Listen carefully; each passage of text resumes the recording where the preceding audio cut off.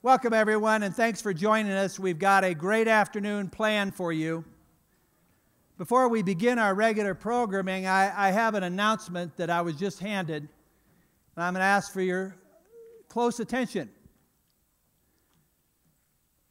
Conservatives, we have a problem. Patriots, we have a problem. America, we have a problem.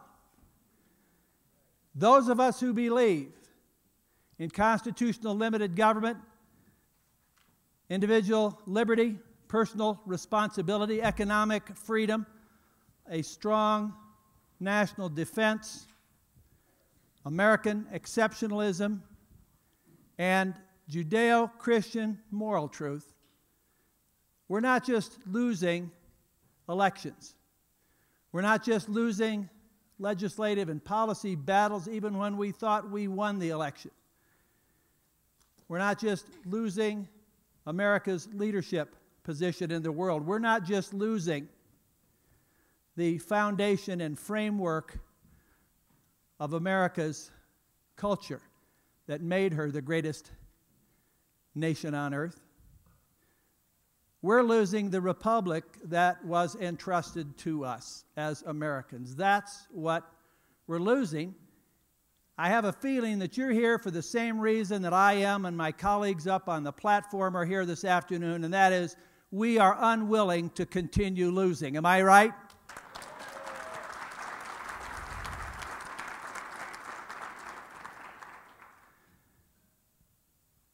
We are losing ultimately in the battle of ideas. In the first paragraph of the first number of the Federalist Papers, where James Madison and John Jay and Alexander Hamilton made the case for the Constitution of the United States to be ratified, Hamilton said that America was an experiment determining whether it is possible for people to govern themselves by reflection and choice rather than having government just happen to them by accident and force. And at this point, a detached historian or observer would have to register great concern as to whether, by that definition of the battle of ideas in a free society in the American Republic, we are not losing and our losses compounding dangerously toward a point of no return.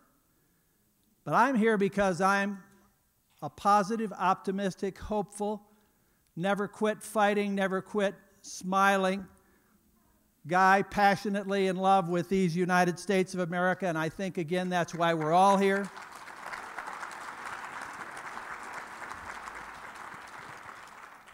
And we are here to counteract mushy thinking and a debased vocabulary, and indeed forbidden words that are banned from our vocabulary, and other words that we are told we must say whether we mean them or not. We're here to counteract fractured logic and hollowed out concepts with clear, principled thinking delivered in a winsome, relational style that persuades others over to our cause. Those of you, the room is an interesting mixture, and I hope at your tables you have a chance to get to know each other a little bit, and you will very much so in the latter part of the program today. It's an interesting mixture of those who are here as guests of the Weekly Standard magazine and its owner, Philip Anschutz, who's also our host at the Broadmoor for the Weekly Standard Tie Up Your Ocean Liner at the Foot of Pikes Peak cruise that started last night and runs through tomorrow evening or Sunday morning. About half the room is Weekly Standard guests, and we were together this morning, and the other half are Colorado conservatives and political activists or people who would like to be that. And there's much benefit, I think, in you cross-pollinating and knowing one another and sharing ideas as we will do this afternoon.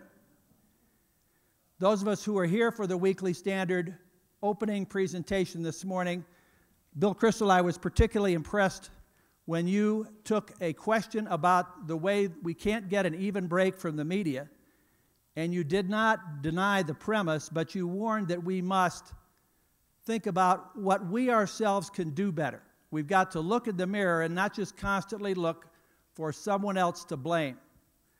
I went to a little school that was always outmanned on the football field or whatever field of athletic contest, and we had a lot of moral victories. Well, we held the losing margin under double digits. We're supposed to feel good about that? I don't think so. No more moral victories, okay? How about just real victories? And as Shakespeare said 400 years ago, but we still can't seem to get it through our heads, most of the time the fault is not in our stars, our circumstances, our opponents, or the unlevel playing field. No, Shakespeare says the fault is not in our stars, but in ourselves. We're here this afternoon to look in the mirror. We want to take you out of your comfort zone, not too far. It's being video recorded, but you can pay to avoid having it released to people where it might embarrass you. And I challenge you as we go through the afternoon, let's do this right now, each of us. Think about someone that you would like to be more effective in persuading to believe as we believe in limited government and freedom and personal responsibility and economic free enterprise. Put a name and a face on that individual. Maybe it's a coworker. Maybe it's someone who lives across the street. Maybe it's someone you go to church with or synagogue. Maybe it is a nephew or a niece, or heaven forbid, even your own son or daughter who went away to college and had the Mark Twain experience of suddenly thinking that the mom and dad didn't know a darn thing after all. You'd like to win them back over. Krista and I, as we pose hypotheticals in the discussion this afternoon, my co-moderator, whom you'll meet in a minute, we're not going to give you the extreme case. You don't have to pound any sense into Alan Combs' skull. That would be hopeless. You don't have to bring around Rachel Maddow to think about Sarah Palin. Well, still more hopeless, right? No, but you can put a name and a face on that individual right now and let that be part of our exercise for the afternoon, that Jill or Mike or whoever you're thinking of, how can I more effectively and winsomely, not just winningly, but winsomely, with a little bit of charm, make the case? At least pull them my direction if I don't bring them all the way over. Give them something to ponder on. Make them, as the Melanie Sturm column in the not exactly conservative-minded Aspen Times says, make them think again, think again. And that's where conversions begin. That's where coalitions get built. I want you to know who else is helping us up here this afternoon. We're particularly honored that in a busy weekend, two of the people you know well from Fox News or from reading the Weekly Standard are here to help us think about how to effectively persuade, how to win arguments.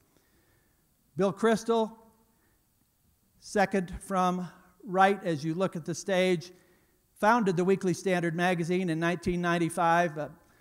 We ought to have a little contest, those of us who are at the Standard Conference all weekend. Bill, I'm going to claim I've read every word of every issue since the first one came out, and lots of us are overwhelmed with print or online material to read, but I just find the Weekly Standard indispensable, and I bet a lot of you do too, and yes, that's an applause line, please.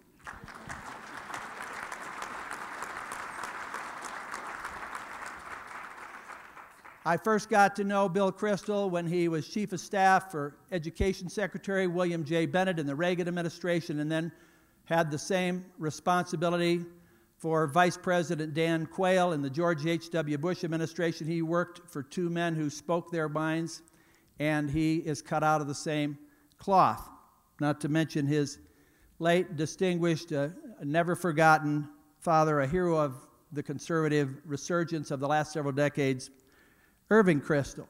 So Bill, thanks for being with us today, and his colleague, Stephen F. Hayes. We know Steve Hayes. We know Steve Hayes from Special Report with Brett Baer on Fox News every afternoon. There's a malfunction in the TV set at our house. It won't bring in anything but Fox. I think I have my wife Donna to blame for that.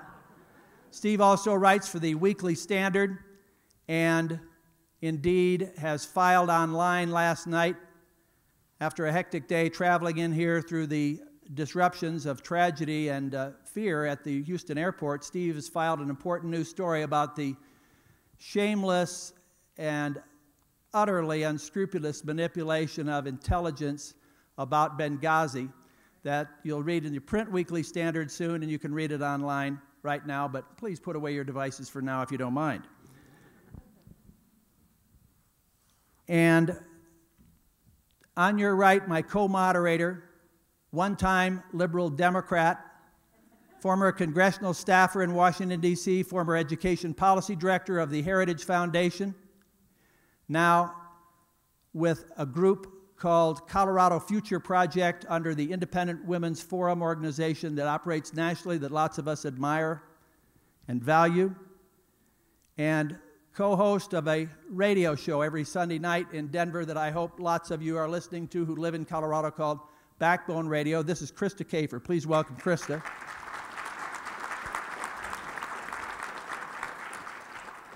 And next to me here, I want you to meet her now and hear from her. Melanie Sturm is like a lot of you. She came to the point where she was going to move beyond what she had been doing before and try to make a difference, not just talking and reinforcing with those that she already agreed with, but being out in the neutral zone, trying to talk with those who were making up their mind, who may have outright disagreed with her. Her Think Again column that I've mentioned runs every other week in the Aspen Times, and we make sure that it's always posted on our blog at Centennial Institute. Melanie came to me and said, what if we could spend an afternoon with the benefit of Crystal and Hayes learning how to persuade? I really like the idea. I guess the only introduction remaining to be made is my own. I'm John Andrews. I have been a state senator, a White House speechwriter. I've won elections and lost them. I've decided that winning is more fun. I have been a newspaper columnist and a radio host and a TV commentator, and I think sometimes my words have persuaded, but other times I'm afraid they only convince the already convinced, so I'm here with you this afternoon as much of a learner as everyone else. And it is our organization, the Centennial Institute, a think tank, part of Colorado Christian University on the edge of Denver, an hour north of here, that is hosting the boot camp this afternoon. So I'd like you to meet Melanie Sturm and hear from her about the seed of an idea that has become this exciting gathering that we're now participating in. Melanie Sturm.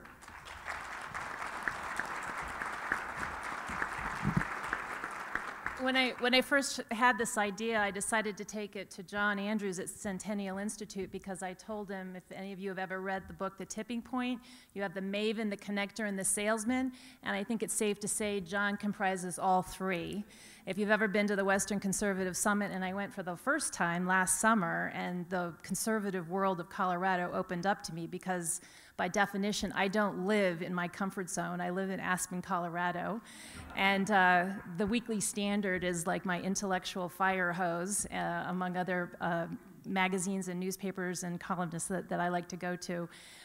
So I encourage you all, if you're not already signed up for this coming Western Conservative Summit this summer, please sign up. It's a phenomenal thing. But just by way of background, 2 years ago, a little over 2 years ago, I was invited by the editor of the Aspen Times to provide some diversity on their opinion page, and at first I thought that meant they wanted a woman or a Jew, and they needed a conservative. I'd written a couple of guest columns, and I started writing, but I said, I can't just parrot talking points. And I started writing a column. I call it Think Again. The tagline is, you might change your mind. And because I didn't want to be the scourge of Aspen, I tried to, until the election, I worked on persuading people just on issues and steering clear of politics. Well, and the thought was, Colorado's a swing state. I live in a valley. 46% voters are independent. I thought I could help turn Colorado into the Florida of 2012, just as Florida swung Republican in 2000. Suffice it to say that didn't work out, but since the election, I realized that it's not enough just to try to speak beyond the choir, that the choir isn't really singing very well in tune and in harmony. And I've, since the election, wanted to work on trying to help other conservatives message better. And what I've been trying to do in my column, recently I took on global warming, immigration, guns, marriage, and abortion, but I defy any of you to figure out where I personally stand on the issues, but they're decidedly conservative columns, and what I'm really trying hard to do is counter the false narrative that we are obstructionist and extremist.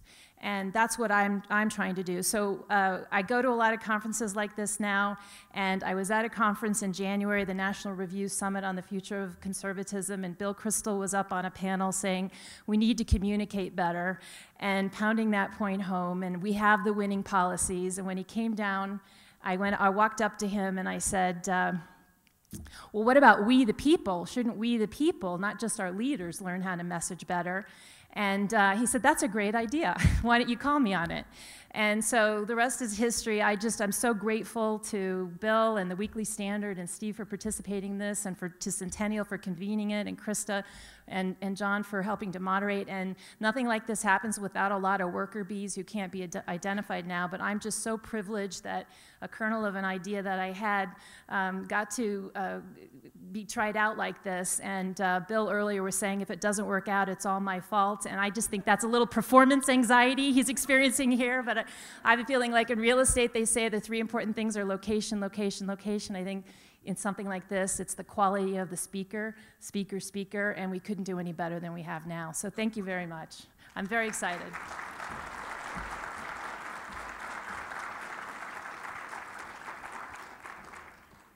Let me ask our Centennial Institute student volunteers to come forward now, if you would, the three of you. And while they are doing that, I'm going to ask everyone in the room who is under 30 years old to get on your feet too, please. And they all deserve our applause.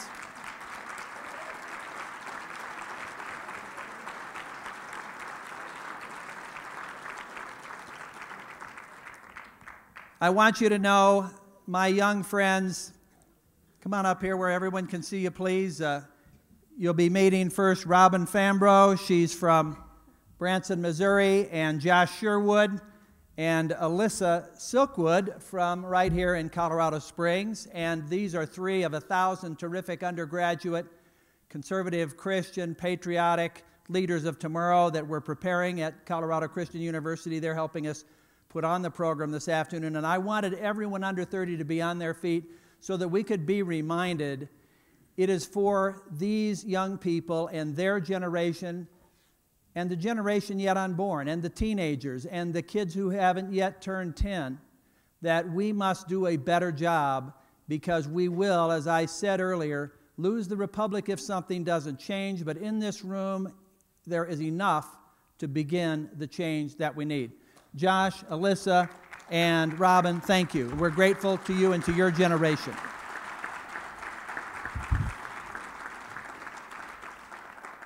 All right, we say boot camp, conservative persuasion boot camp. The room's full of conservatives. I think we can take it as an agreed point that persuasion is important if we are to come out on the winning side of Hamilton's challenge, that we govern ourselves by reflection and choice, not accident and force. And if you're at a boot camp, what's that mean? It means that you're prepared to stretch. It means that you know you have something to learn. You have knowledge, skills, and attitudes that you need to gain. It means that you are ready to go a little bit out of your comfort zone. This is not being covered by the news media.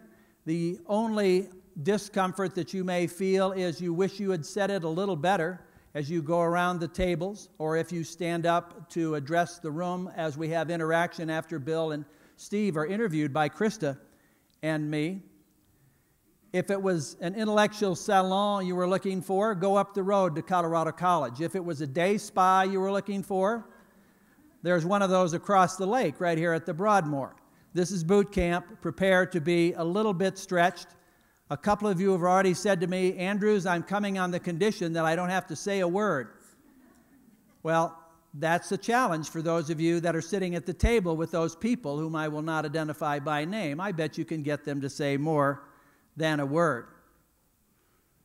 See if you can improve on the poor woman who asked Silent Cal, President Calvin Coolidge, at a dinner party, I have a bet with a friend of mine, Mr. President, that I can get you to say at least 3 words.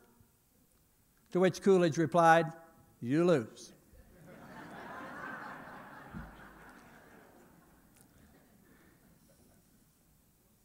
So boot camp it is. We're going to learn by doing, by interacting and participating. And the first part is to get the ice broken at your tables. May I ask our table facilitators to stand up? These are friends of Centennial Institute who have specially prepared to help make today a success. If you don't see a facilitator at your table, and we have the happy problem of a larger crowd than we thought we would have, we have 22 of these people prepared to do their part. There's going to be a time when you're going to want to gather to a table where there is a facilitator so he or she can guide you through the exercises. And we'll do that after the break at about 4. Those of you who have not already washed out of boot camp by then and tucked your tail between your legs and gone home to mommy. But for now, I challenge you to go around your table and one sentence. Don't introduce yourself. Don't make a speech. I want one sentence. I am a conservative because. Now that should be easy, except I don't want you to repeat what has already been said at the table. I want you to introduce at least one new thought or term or idea or value or reason that you're a conservative that someone else didn't give. So the room now will erupt in the buzz of having you do that quick lightning round at your tables. Ready, set, go. All right, friends, if you didn't finish, if you didn't get to talk, your turn will come a bit later. Let's call it back to order. Thank you very much.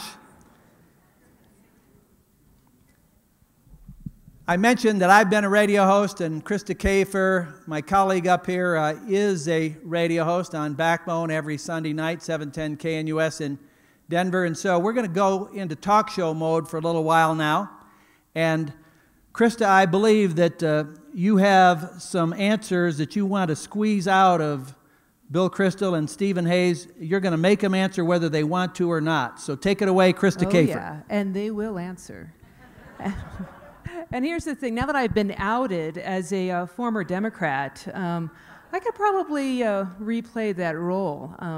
It's interesting when I... Pardon? Okay, there's some other former Democrats in the room, but it's interesting that when I converted, it wasn't because of the loudest voices in my life, or the most logical even. Sometimes it was quiet voices, friends, family, who were able to put forth a compelling counter-narrative that made an emotional and logical appeal to me. And in fact, Aristotle put it this way, rhetoric needs pathos, ethos, and logos, logic, emotional connection, and also credibility of the speaker. And it worked for me. Hey, Krista, I know that's really good. I thought that the Harvard professor up here was Bill, but you can hang right in there. Those are my, that and et cetera, are my four logical, 4 words from Latin. But, we're sitting on the stage with 2 people who make their lives persuading people. And so in your own words, what would you say is at the heart of what you do?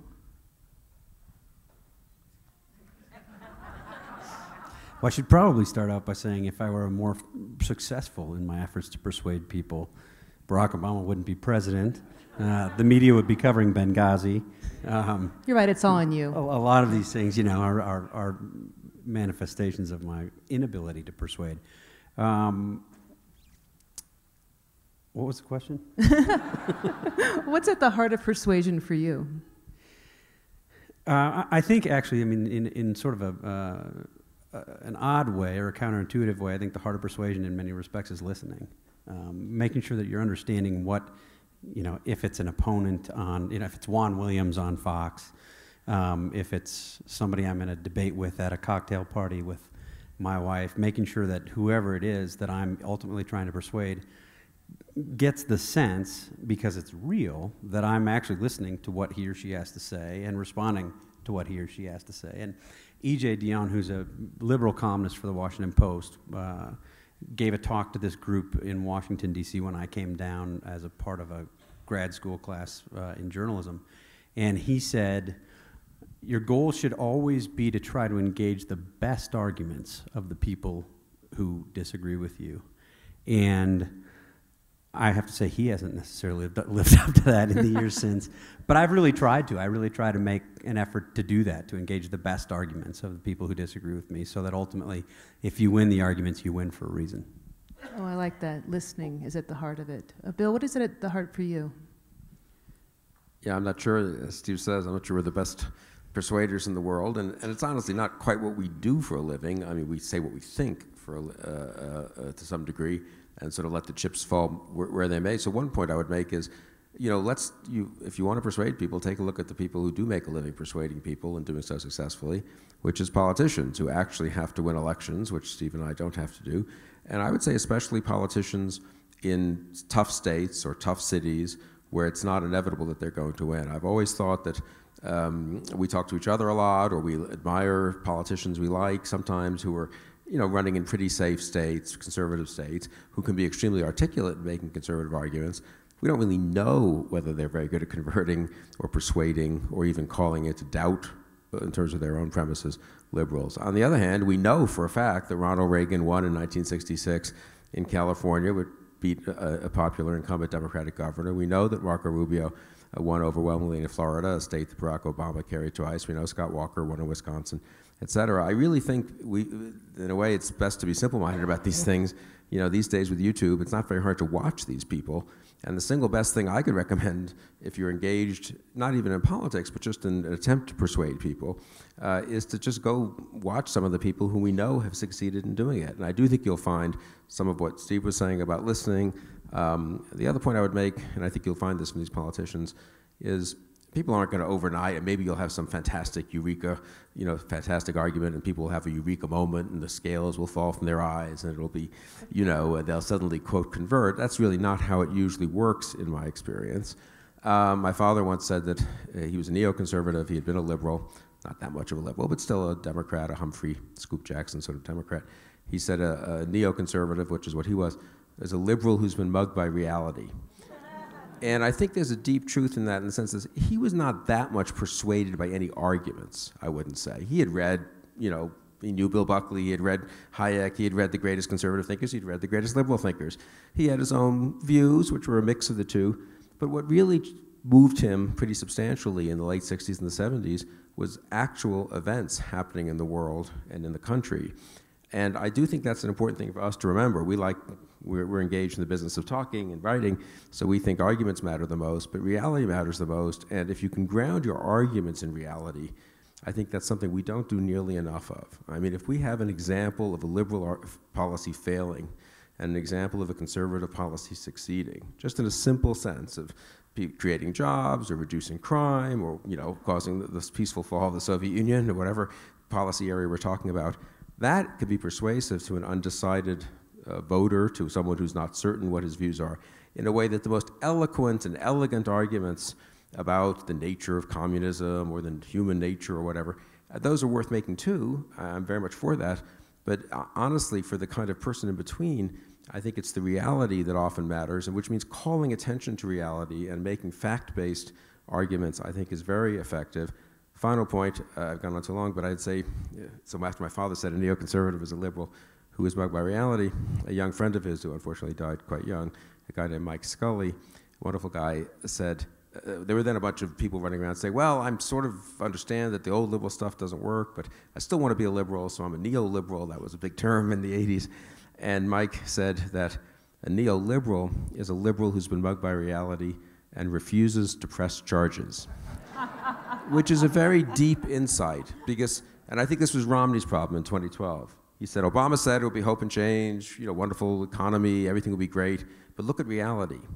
But he didn't press charges in the sense, he didn't then say, and here's why Obama's policies haven't worked, and here's what we could do that would work. So I think reality first in terms of making arguments, but then pressing charges, maybe that's a little harsh as a term, but explaining why certain things worked, not just saying, hey, the Soviet Union crumbled on Reagan's watch. Therefore, Reagan was right, conservatives were right, thank you, goodbye. But no, the Soviet Union crumbled on Reagan's watch because Reagan had a fundamentally correct analysis of the Soviet Union. He understood that he built up defense spending when the Democrats wanted to cut it. He challenged the moral basis of Soviet communism and armed the freedom fighters. You need the next step beyond pointing to reality to explain reality. Otherwise, voters can often just say, well, and this happened with Romney and Obama, I think. Voters say, things aren't that great. The country economy's not doing that well. But I don't know, the other guy, maybe that's just the way it is. We're just in a tough patch. It's not clear the other guy has any real analysis of what's happened or a remedy for what's happening. So I think appealing to reality, explaining reality, but then also linking it to results and explaining why certain policies work and others don't is very important. Bill, if we could take a sampling of all the chatter that floods out of social media and listen to some callers on talk radio, and I mean right or left, either side, or just the letters to the editors in papers that are still published, the few of them that are. What are the mistakes that people commonly make thinking they have won their point, but only really preaching to the converted?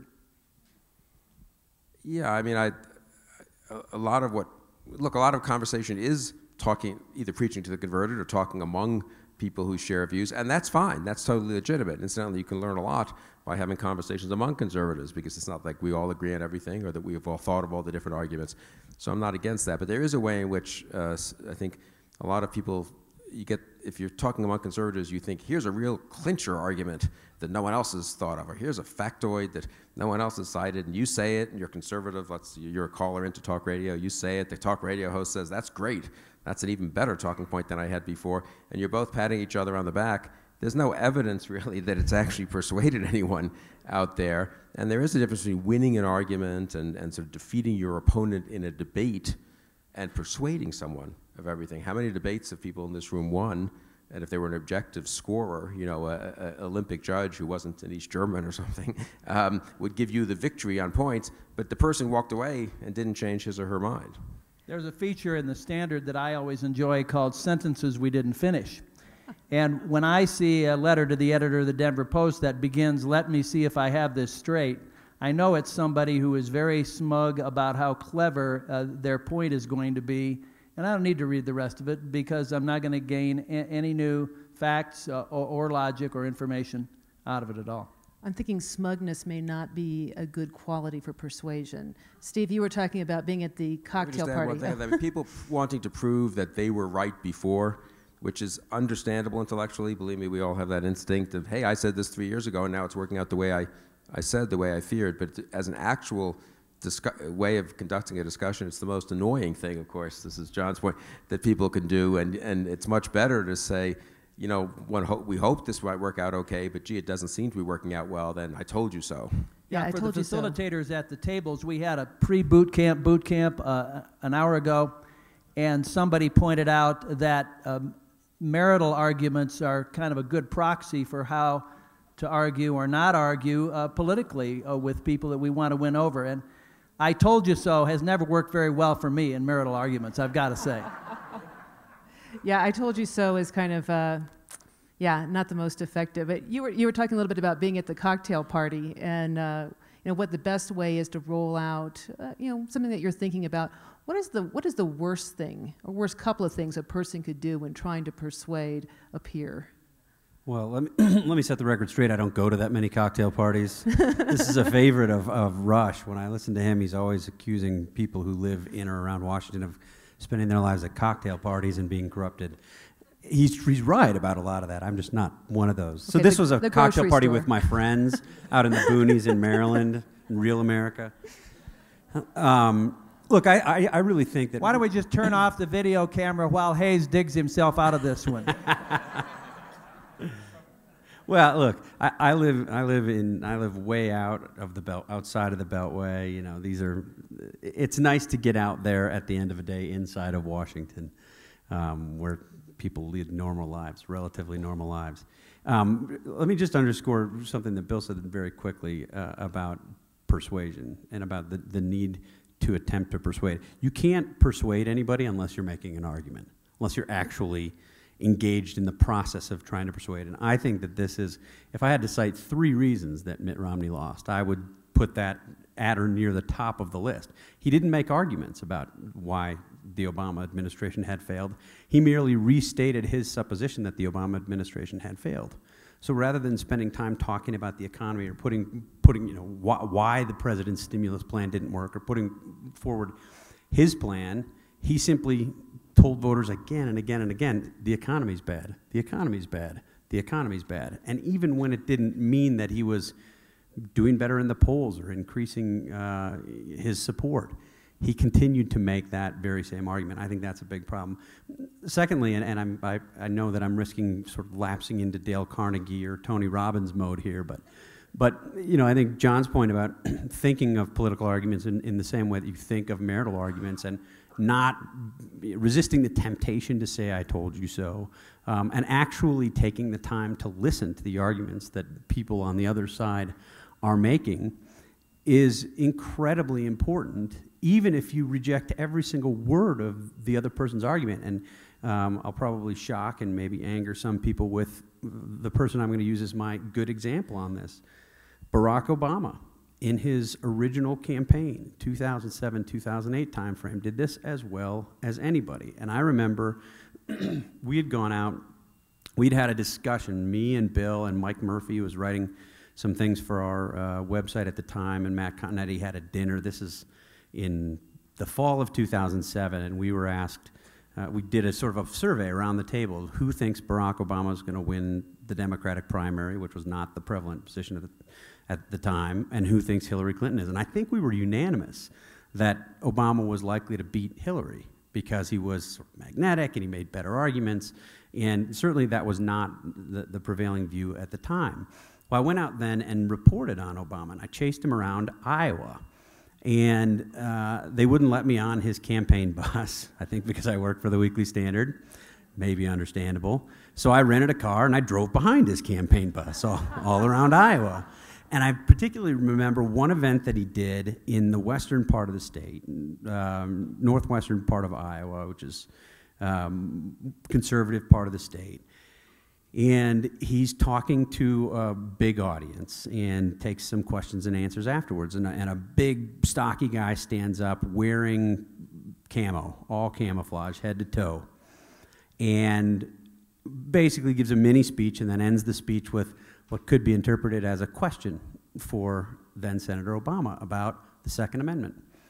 And I thought, I was watching this in real time, I thought, oh, he is toast. He's never going to be able to answer this guy's question. This crowd is going to go crazy.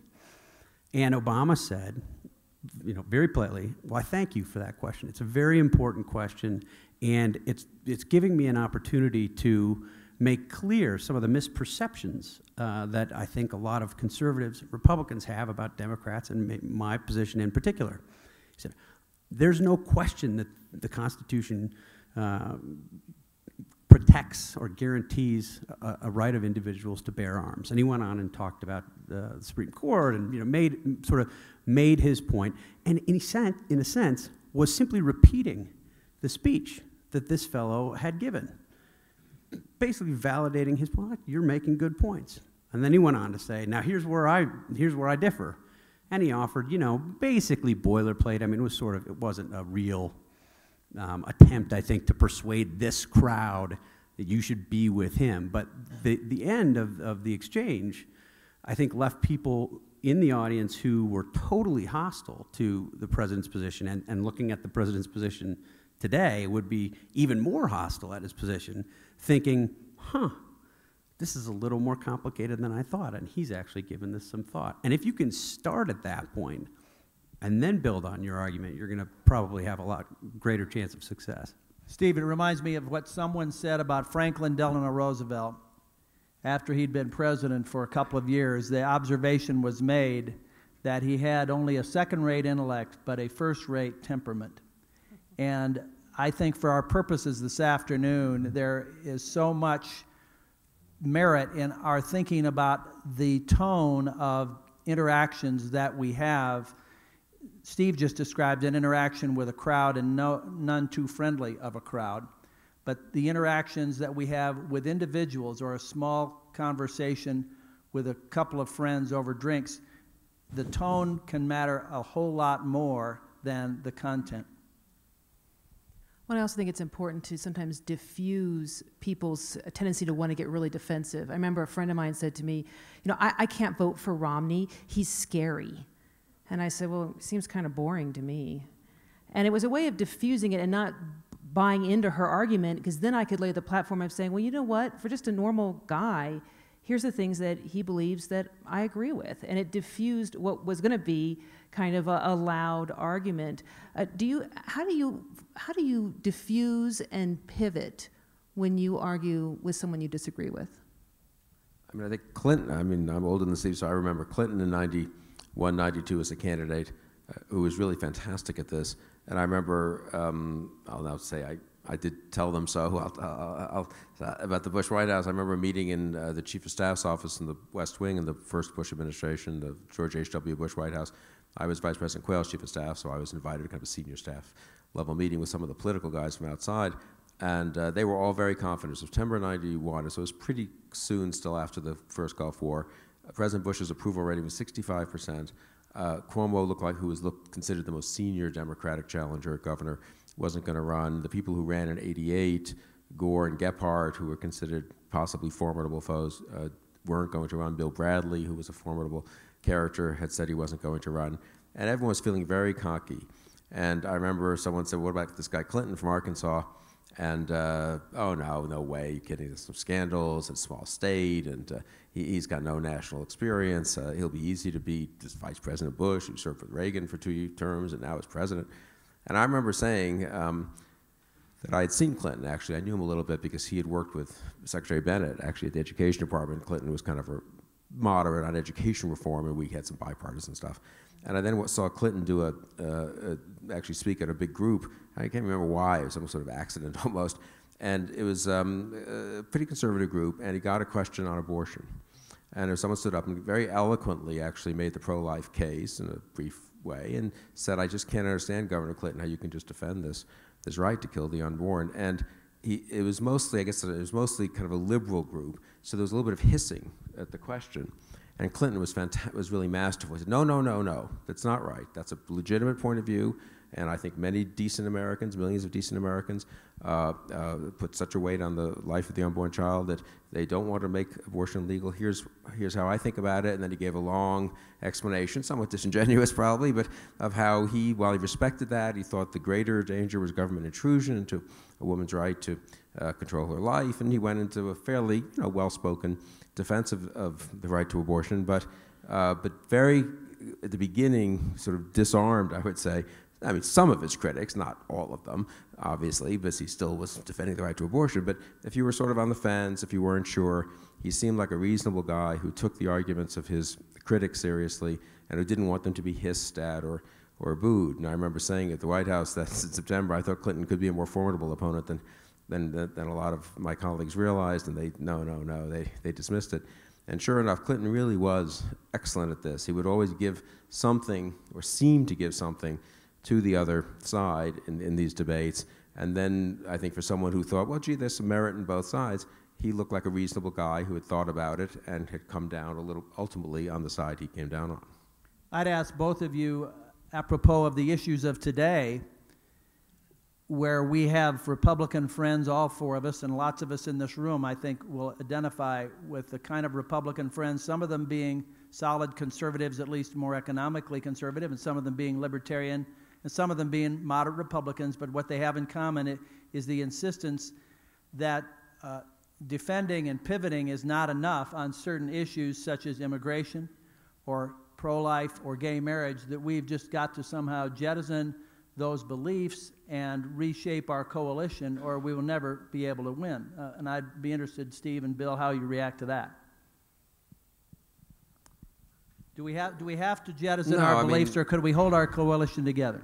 No, I think we can hold the coalition together. It got 48% of the vote, after all, despite an uninspiring presidential campaign in 2012.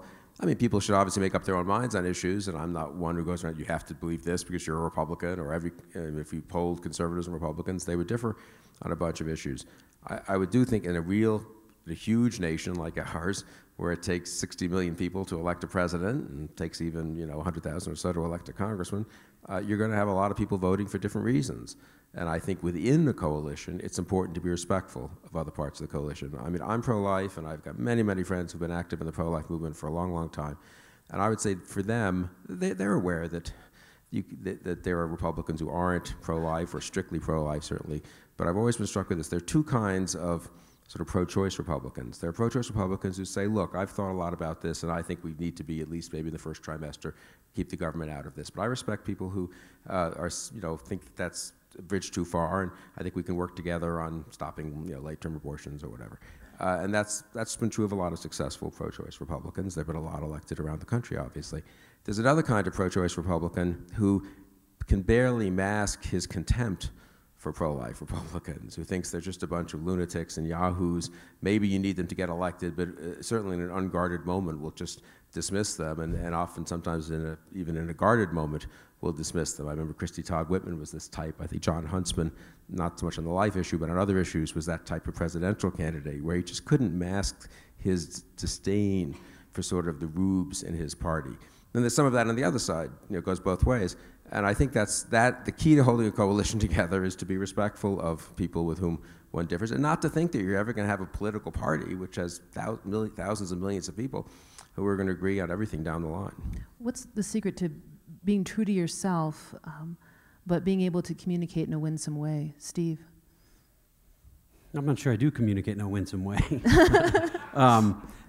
Look, I think, just to pick up on Bill's point and also incorporate your question, it depends a little bit on whether you're talking about the Republican Party or whether you're talking about the conservative movement. I mean, the Republican Party exists to win elections, period. I mean, that's the reason there's a Republican Party, to get Republican politicians elected. It is totally counterproductive to start throwing people out, even if they disagree with, even if they disagree with 50% of the issues. I just don't see the value of tossing people out.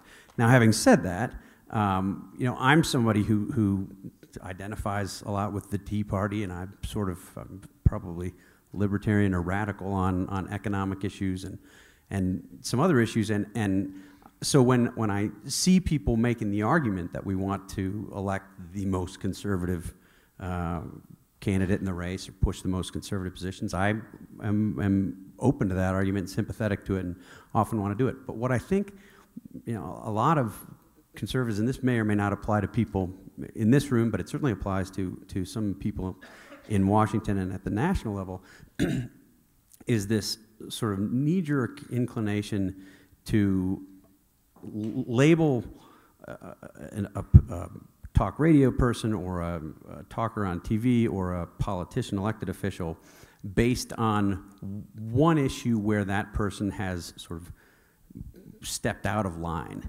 And I'm thinking most recently of Pat Toomey. Now, I don't agree with Pat Toomey on background checks.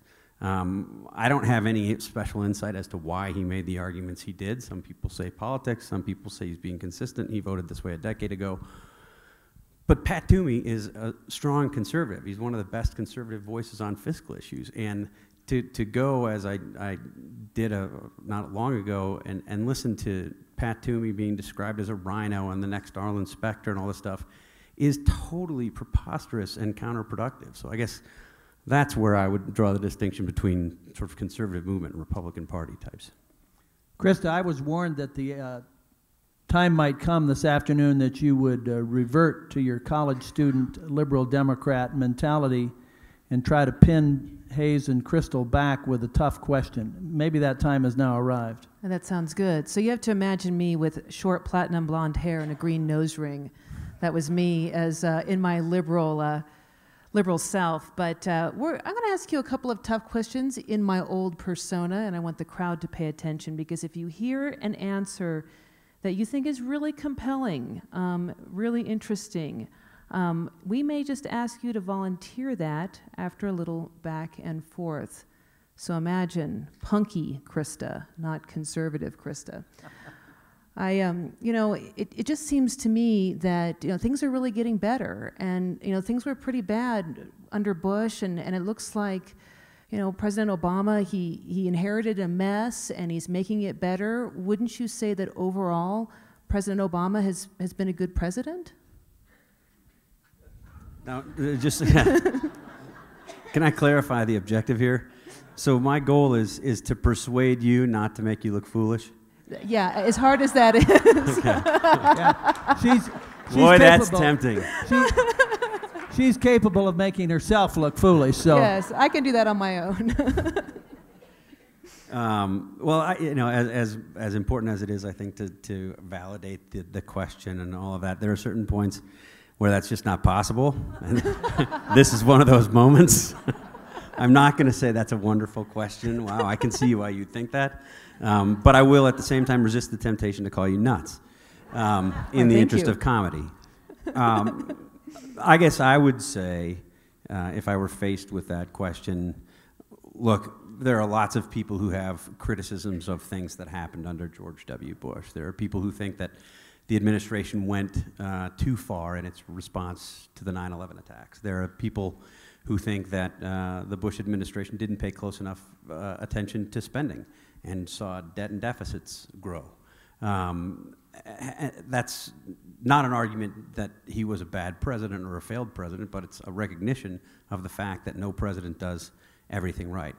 Fast forward to Barack Obama, we don't have to judge this president necessarily on criteria that I would establish. We can judge him based on the things that he told us he would do in 2008. So you go back and you look at the stimulus, for instance. He gave a speech in October of 2008 in Toledo, Ohio, where he laid out what the stimulus was going to do. It was going to jumpstart the economy. We were going to have a sort of a roaring return to robust growth and a dramatic fall in the unemployment numbers.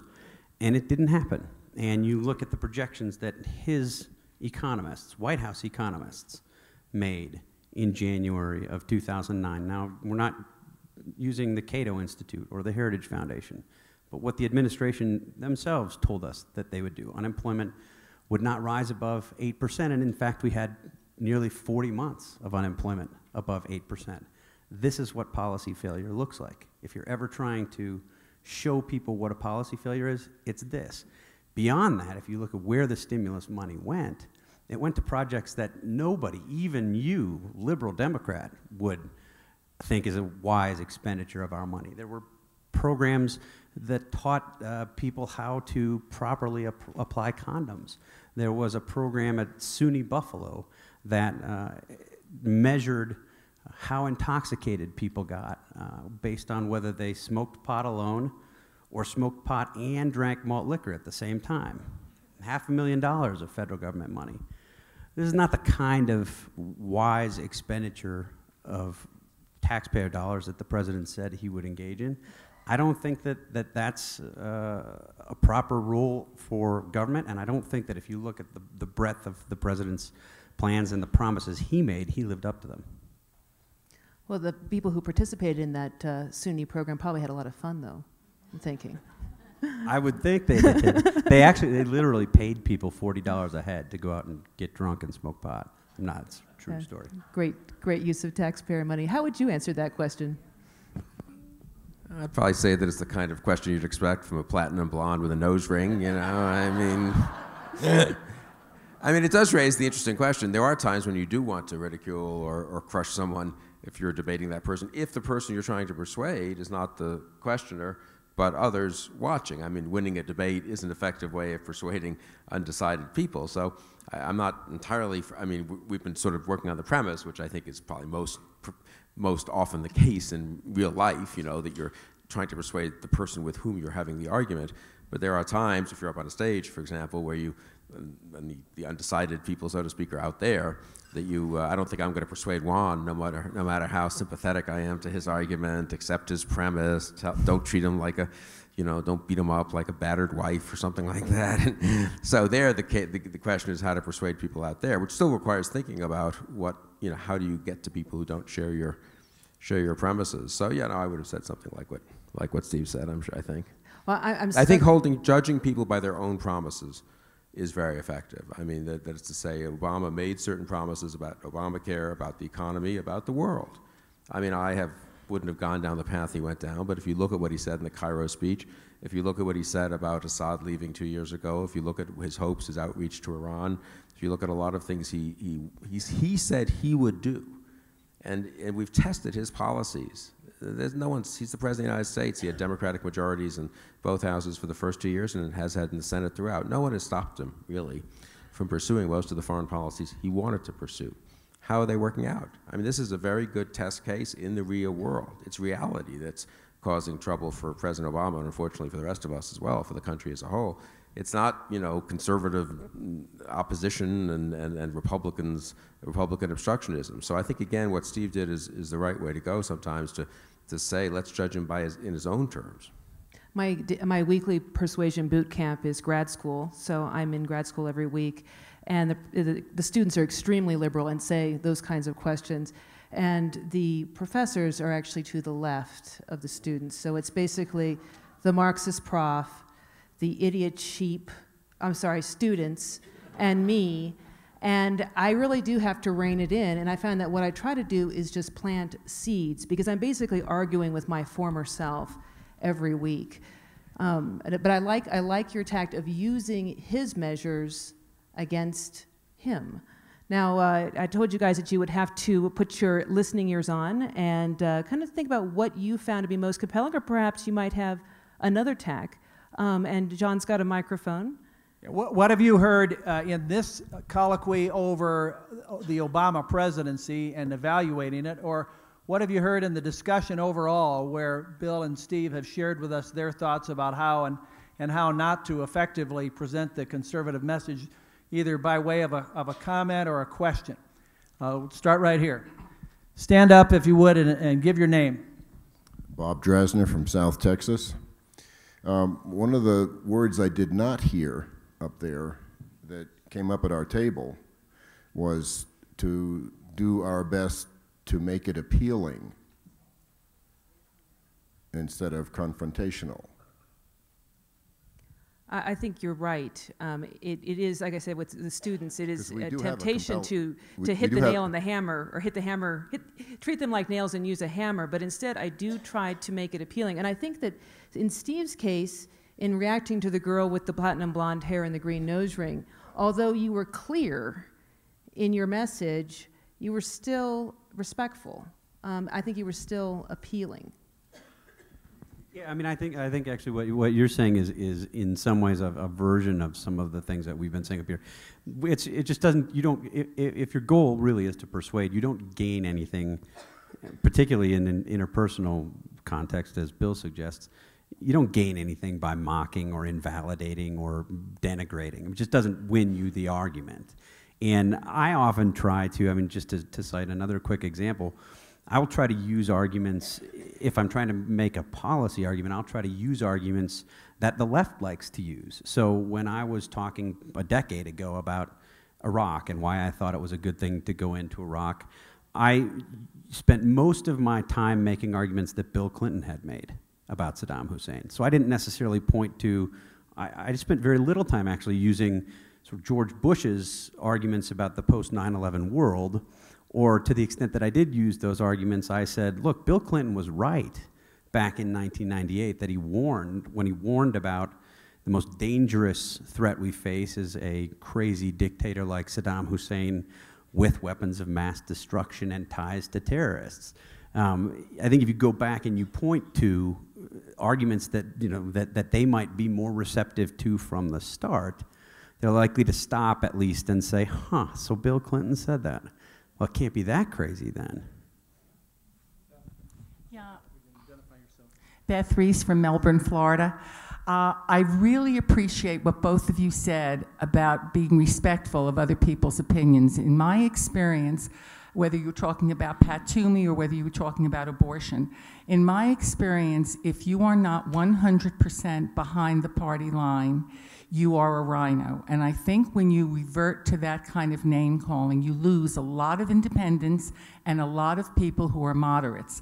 I too was a platinum, still platinum, but a real platinum, a punky Democrat in college in the early 60s, in 61, and have taken on Irving Kristol's motto, wrote it down, I thought it was fabulous.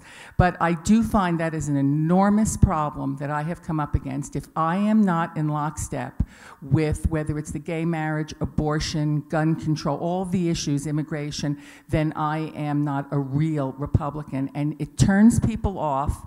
And I'm so happy to hear the two of you say what you said about Toomey, that you disagree with him, but being called a rhino is ridiculous because he's one of the most conservative Republicans you know. And I appreciate that as a moderate myself.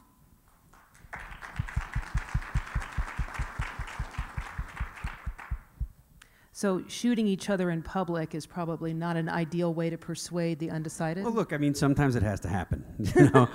but as a general rule, and I say this, I mean, you say this as a moderate, I say this as somebody who I think most people would regard as quite conservative. I mean, I'm often making the most conservative argument on a number of issues. I mean, I have a couple of my own exceptions there, but it just doesn't do much for you. Now, sometimes, you know, in the course of a discussion on Special Report or on Fox News Sunday, if you know, you're asked to talk about different parts of the Republican Party, for instance. I mean, you know, there are times when it's appropriate to say, okay, well, this person sort of fits more here in the proper context. But since we're talking about persuading people and how to sort of advance a conservative message, it's I think totally counterproductive in that particular context. Hi, I'm Tony Sanchez, and I just wanted to add a couple things that if your punky self had asked me that, I think it's really important to, a couple things, keep it simple and also know your audience.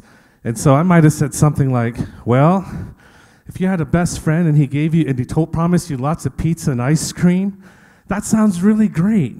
But after a while, it just gets you sick. It's not enough.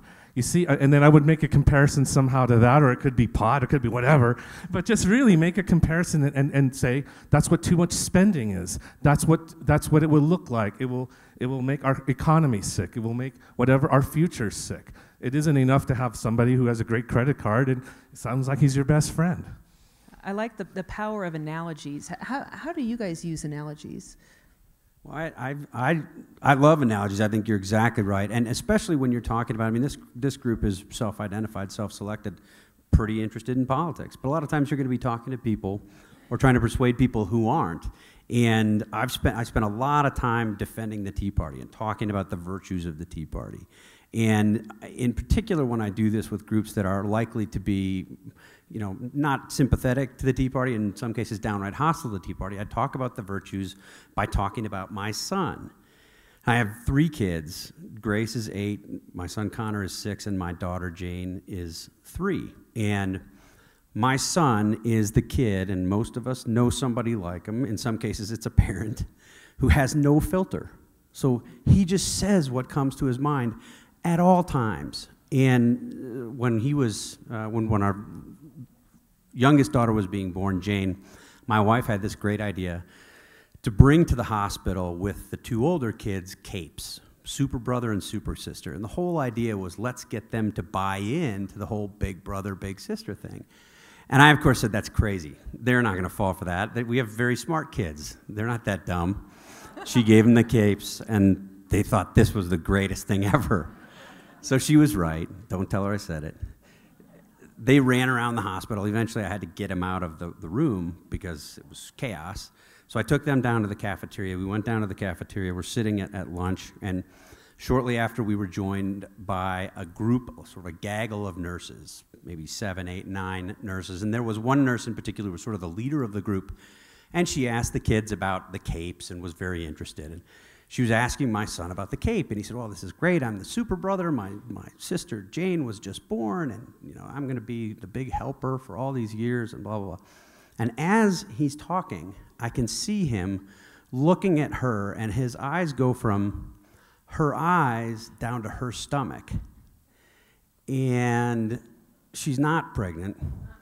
She's probably not able to be pregnant, but she was big. And so you know what's going to happen. So Connor looks at her, and I'm as a dad, you're sitting on the other side of the table thinking, do I cup his mouth? Like, do I reach over and just... And sure enough, he says, when's your baby coming? And I'm in a panic, and I'm trying to make things better, so I say, oh, don't worry about him. He says that to everybody. Even if you looked like a supermodel, he would say that. And then I thought, that's the worst possible recovery ever.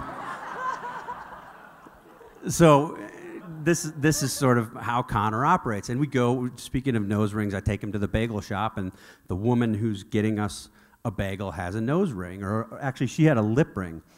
And Connor looks right at her and says, whoa, what's that in your lip? It looks really weird. Or at the butcher, I go to this one particular butcher shop where I get my steaks, and we went there one day, and a guy ordered 7 pounds of sausage. This was a large man.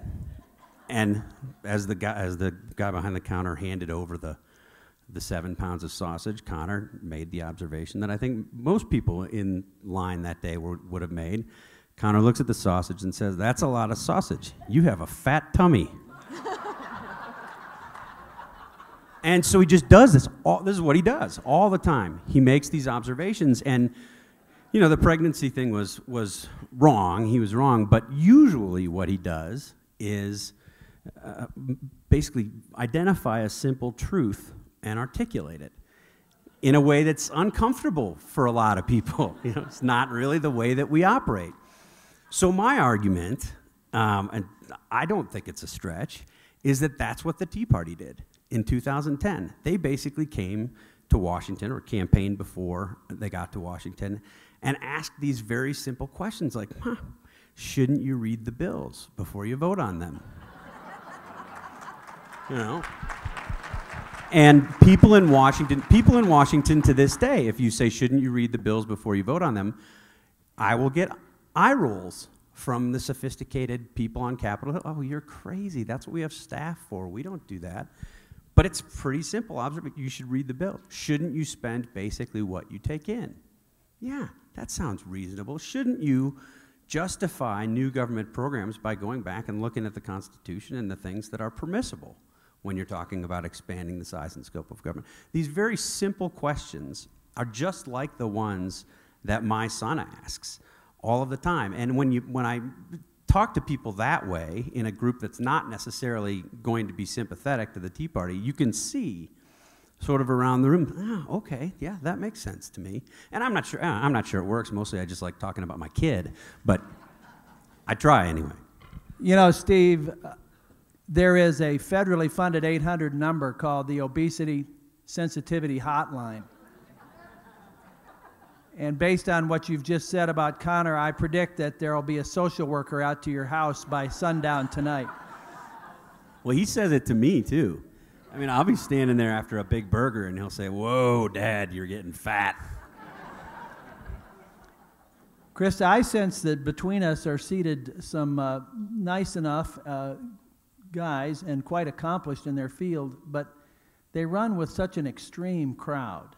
They're kind of with the mean political party. Isn't that kind of how you see it? Yeah, as a woman, I find myself somewhat sympathetic to Republicans, but I could never vote for a Republican because you guys are just so mean and mean-spirited and greedy.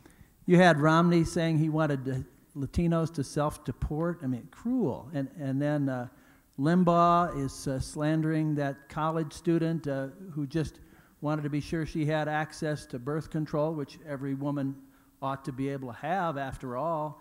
And you have the Republican platform with a plank in it that would return us to the era of back alley abortions by way of a human life amendment to the Constitution. And I'm just really not very comfortable with the economic arguments or budget and fiscal arguments that Hayes and Crystal have made to us this afternoon, as persuasive as those are. I just don't feel I could pull the lever for you guys. Yeah, I don't think I could do it. I mean, when you say that like 47% of all America is leeching onto other people. I mean, that could be me and my student loan, or it could be my grandma on Medicare, and I don't want to see those programs go away. Well, Uncle Bill is at the Veterans Administration Hospital in the kind of the end of life, and I guess he must have counted in Romney's 47% too. That's just pretty harsh. I don't know, guys. What do you say to that? It's time for a break. That was pretty convincing. You guys should go into business there for the liberals and the Democratic Party.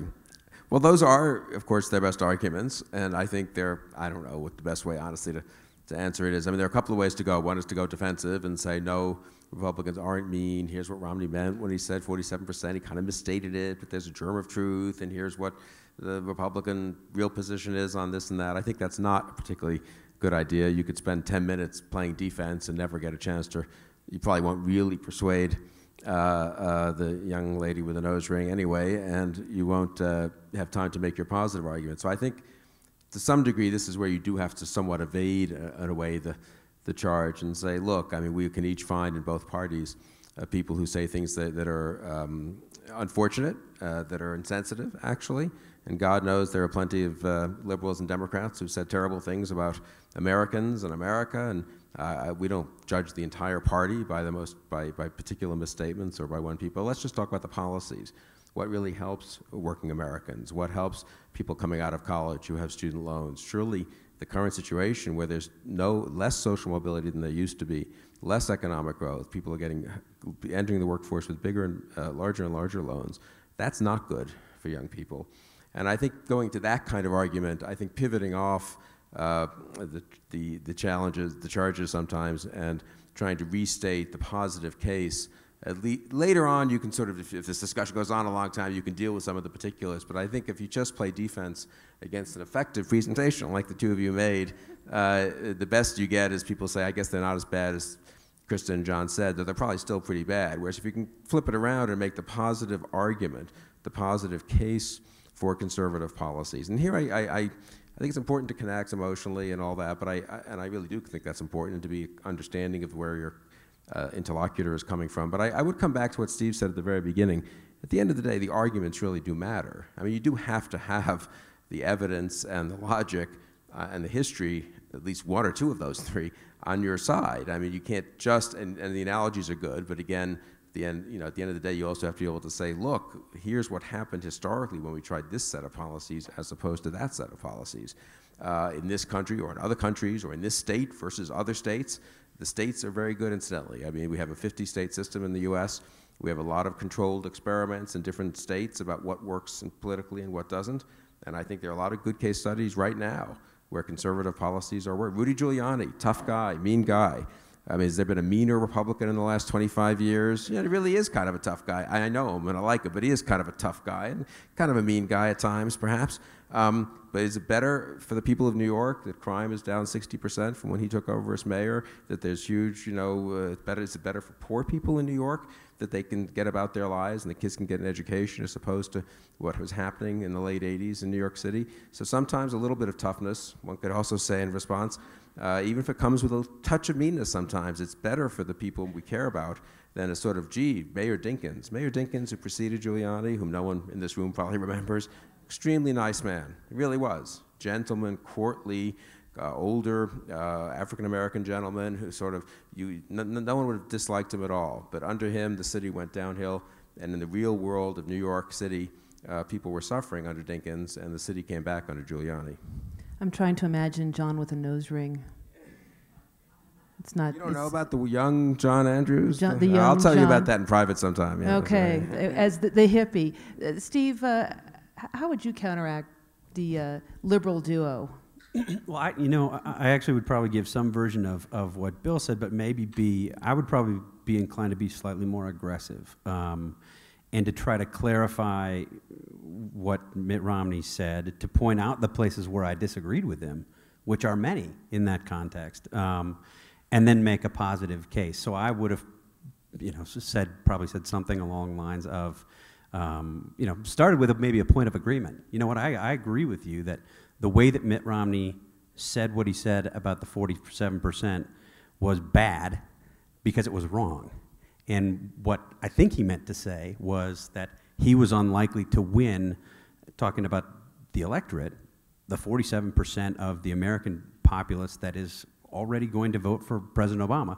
And by the way, Mitt Romney did make this argument in fundraisers all the time, talking specifically about the politics of this. Unfortunately for Romney, in that particular instance, what he did was he sort of blended in a really clunky and awkward way that sort of top-line political analysis with a broader moral argument that I think didn't work. And he came very close. He came close to elucidating, I think, not only an important point, but arguably one of the most important points about government dependence. I mean, to the extent that you're seeing the growth in government dependence, whether it's growth in the number of people on food stamps, whether it's the expansion of entitlement programs that we can't afford, it's a huge problem for the country. It's a problem not only because it's fiscally unsustainable, but also because it's morally corrosive, and the people who are on those programs become dependent on those programs and lose a lot of the things that we like to think of,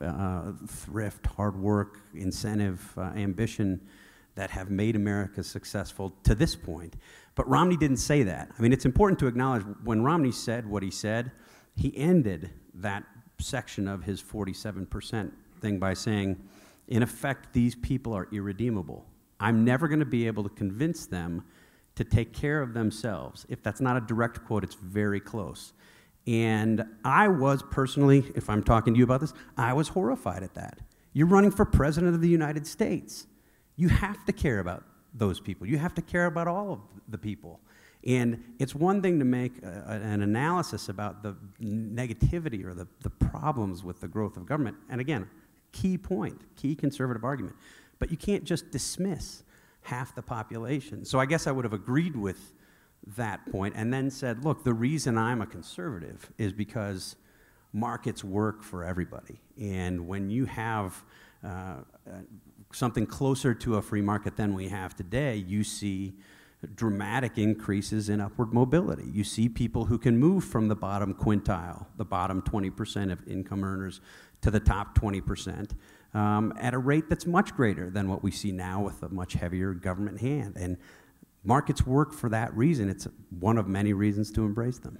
Earlier, we introduced to all of you our CCU student volunteers, and one of those, the young man in the Argyle sweater, is Josh Sherwood from right here in Colorado Springs, a freshman at CCU who's already made his mark. He himself took the lead in organizing Congressman Cory Gardner's International Relations Forum at our campus one night earlier this week. Josh handed me a written question, and we'll make this the last question of this part of the boot camp program, to Steve Hayes and Bill Crystal, and kind of picks up on the 47% discussion we were just having. Josh said a lot of the arguments and techniques that he's heard from both of you this afternoon, he's afraid will be lost upon those many Americans who, whether it's for president, Congress, or state legislature, would vote for free stuff instead of freedom. And let's imagine, Bill and Steve, that you're talking with a college student or someone in their 20s recently out of college. How do we show them that freedom ultimately rewards them, even materially, more effectively than free stuff they might get from government? Yeah, I mean, I think it's a mistake, basically, to assume one knows the motives or intentions of people one disagrees with. Obviously, some people out there are simply voting in a pretty craven way for free stuff. On the other hand, if you're a liberal, you look at all these rich people voting Republican, people who can afford to come to the Broadmoor and who are Republicans, and you say, oh, they say all these things about how they believe in free markets or they believe in higher principles. But let's face it, it's perfectly obvious Romney was going to cut their taxes and Obama was going to raise them. There's no more to explain. And people believe that. They're not just saying that to annoy everyone in this room. And of course, as a very narrow empirical fact, it is true that if you are wealthy, you arguably would have benefited more from Romney's policies than from Obama's. So I think it's a mistake to look at poorer people, let's say, and say they're just voting for free stuff. And it's also analytically extremely sloppy.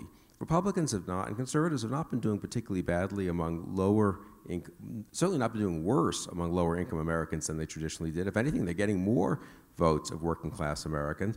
They're getting more votes of seniors, incidentally, who would be threatened presumably by these Republican budget cuts. Who are the constituencies that are going most Democratic and most liberal these days? People with a graduate education, people with college education, actually, people who aren't simply looking around for free stuff. So I think one has to take seriously the fact that other people simply have a different view of what's better for the country. They haven't thought it through, we would argue, to the degree we have. They think government can do a better job. They look around and they see someone genuinely hurt by the current healthcare insurance system. They hear a story of someone losing a job, perhaps, to a multinational corporation comes in and a plant downsizes and someone loses a job and he and his family suddenly lose health insurance. Well, that really does happen in America, and the current system is not well set up to deal with that. And Obama at least says he's going to deal with that and will deal with it in the sense that everyone's guaranteed health insurance, and allegedly it's going to be made affordable as well. So one has to assume, I think, that the people vote. It's not quite fair to say, well, gee, that guy's relatives are just voting, for a free gift. It's not a crazy thing if you're a 53-year-old who just lost a job to worry about whether you can get health insurance or not if your wife has a pre-existing condition. So I think whatever people's motives, and God knows there are mixed motives on all sides of all political questions, it's better to assume kind of goodwill and try to say, how do I answer this argument? You're not going to do much good. The people who genuinely are voting in some extremely narrow way because they have been promised this by that politician, you're not going to convince them anyway, So you can complain about them, but it doesn't do much good. And what you need to do is persuade the people who are more open to thinking about what's in the common good or what's even in their own enlightened self-interest or their families. And maybe that means, in the case of health insurance, acknowledging that God knows are problems with the current system and that Republicans have an obligation to try to figure out how to fix what could be fixed, or at times simply to say, look, it's very complicated and you can't fix everything at once, but on the whole, we will have medical innovation, we will have great medical care, much more likely to have it with this system rather than that system. Anyway, whatever all the arguments are, I think it's a big trap. I mean, I know that, these are many of my friends who've made the complicated arguments about dependency, the Tocqueville arguments. Some of them are true, but I think a lot of Republicans and conservatives have talked themselves into a kind of fatalism about it. Everyone's on the dole these days, and that's why they're just voting for bigger government. And then if you look at the actual data of which voting groups have gone south the fastest, it's not actually necessarily the most dependent ones. And then you get this crazy conflation. This is why I wrote a very harsh post when Romney made his statement. The Romney campaign was very unhappy, and a lot of conservatives were unhappy. But in Romney, that 47% literally is conflating seniors on Medicare, soldiers fighting for the United States of America, and people who are abusing disability insurance or welfare to get free things. And there's something just crazy about, it's wrong, and there's something crazy about putting all these into one group and they're all dependents, I debated Barney Frank this is a mistake actually, but I agreed to do a radio, talk radio, we all get, at the Weekly Standard, a lot of requests for a lot of shows. This was Geraldo, actually. You do that show sometimes? Or you avoid? Yeah. Well, he's like a Fox, colleague of ours, so you sort of have to do it. He has some radio show that 7 people listen to, I think. I don't know. Has anyone here ever heard this show? I've never actually met anyone who's one person. I've never actually met more than 2 people. I've been in a room where more than 2 people have ever heard this radio show. But anyway, he's a nice guy, Geraldo. So, his office, his assistant calls up my assistant, and can Bill do it at a certain time? And they arrange 10:18. He'll call, and he calls, and but Geraldo being Geraldo, he has he's double booked. So, hey, Bill, great of you to do it. I got Barney Frank on here together. I thought you guys would be great. So now we'll let you debate for 20 minutes. Oh God, that's all I need, Barney Frank. But he's clever, and he went on this whole thing. Are you conservatives like Bill want to talk about how we just slashed the public sector? Well, what happened in Boston? What happened in Boston is a lot of people, cops, firemen, emergency responders who work for the government, whose salaries are paid directly or indirectly for the government. Didn't they behave pretty heroically? And are these the guys Bill wants to cut? And went on a little idiotic partisan rant about this. And this was a case where it'd be ridiculous not to begin by paying tribute to the people in Boston and saying, we don't want to cut all these salaries, but surely Barney doesn't think that all federal money is spent well. And in fact, we would prefer that more money could be spent on the essential functions of government rather than all the stuff Steve described in the stimulus. Anyway, but it's just an instance of how I do think that 47% and a sort of undifferentiated contempt for people who work in government and for government, directly and indirectly, is a big problem. I am for cutting government. I am for a more limited government. I am against public sector unions. On the other hand, there are a lot of very decent people who are teachers and nurses and cops and firemen and soldiers and Marines, et cetera, who went into what they went into for very good reasons. They didn't select who would write their paycheck. They didn't select, in some cases, whether they'd be in a right-to-work state or a unionized state. And you can't have the sense of having contempt for the individuals. You have to really say the system isn't set up as well as it could be.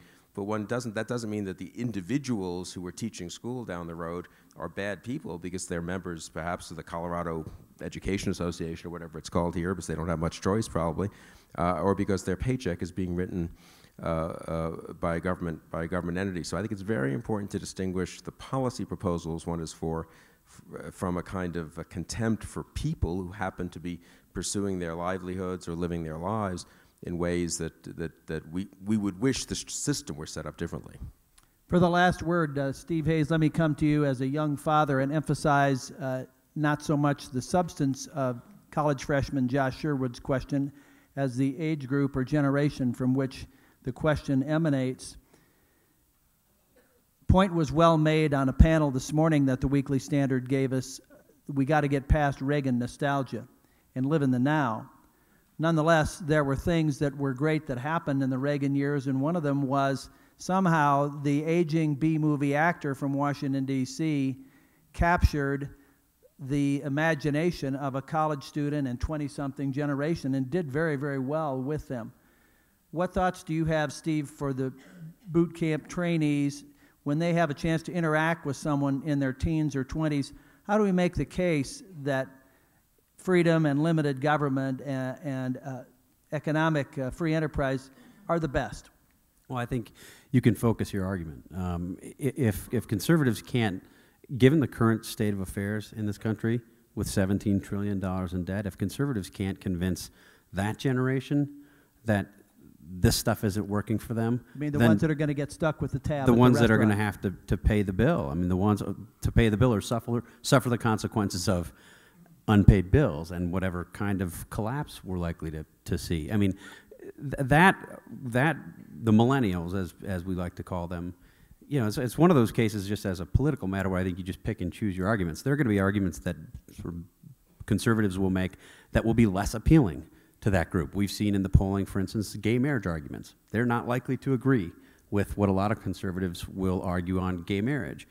But if they're not open to broader arguments about fiscal irresponsibility and about the need to pay our bills and about the sort of common sense argument about spending what we have, then nobody is, because it's math. I mean, we can look at them and say, you know, each one of you now. I think it was the case that when my daughter Jane was born, it was $30,000 per child. Came into the world with $30,000 of debt per newborn child. And today, if my wife is successful, if she is persuasive and wins the argument with me about having a fourth,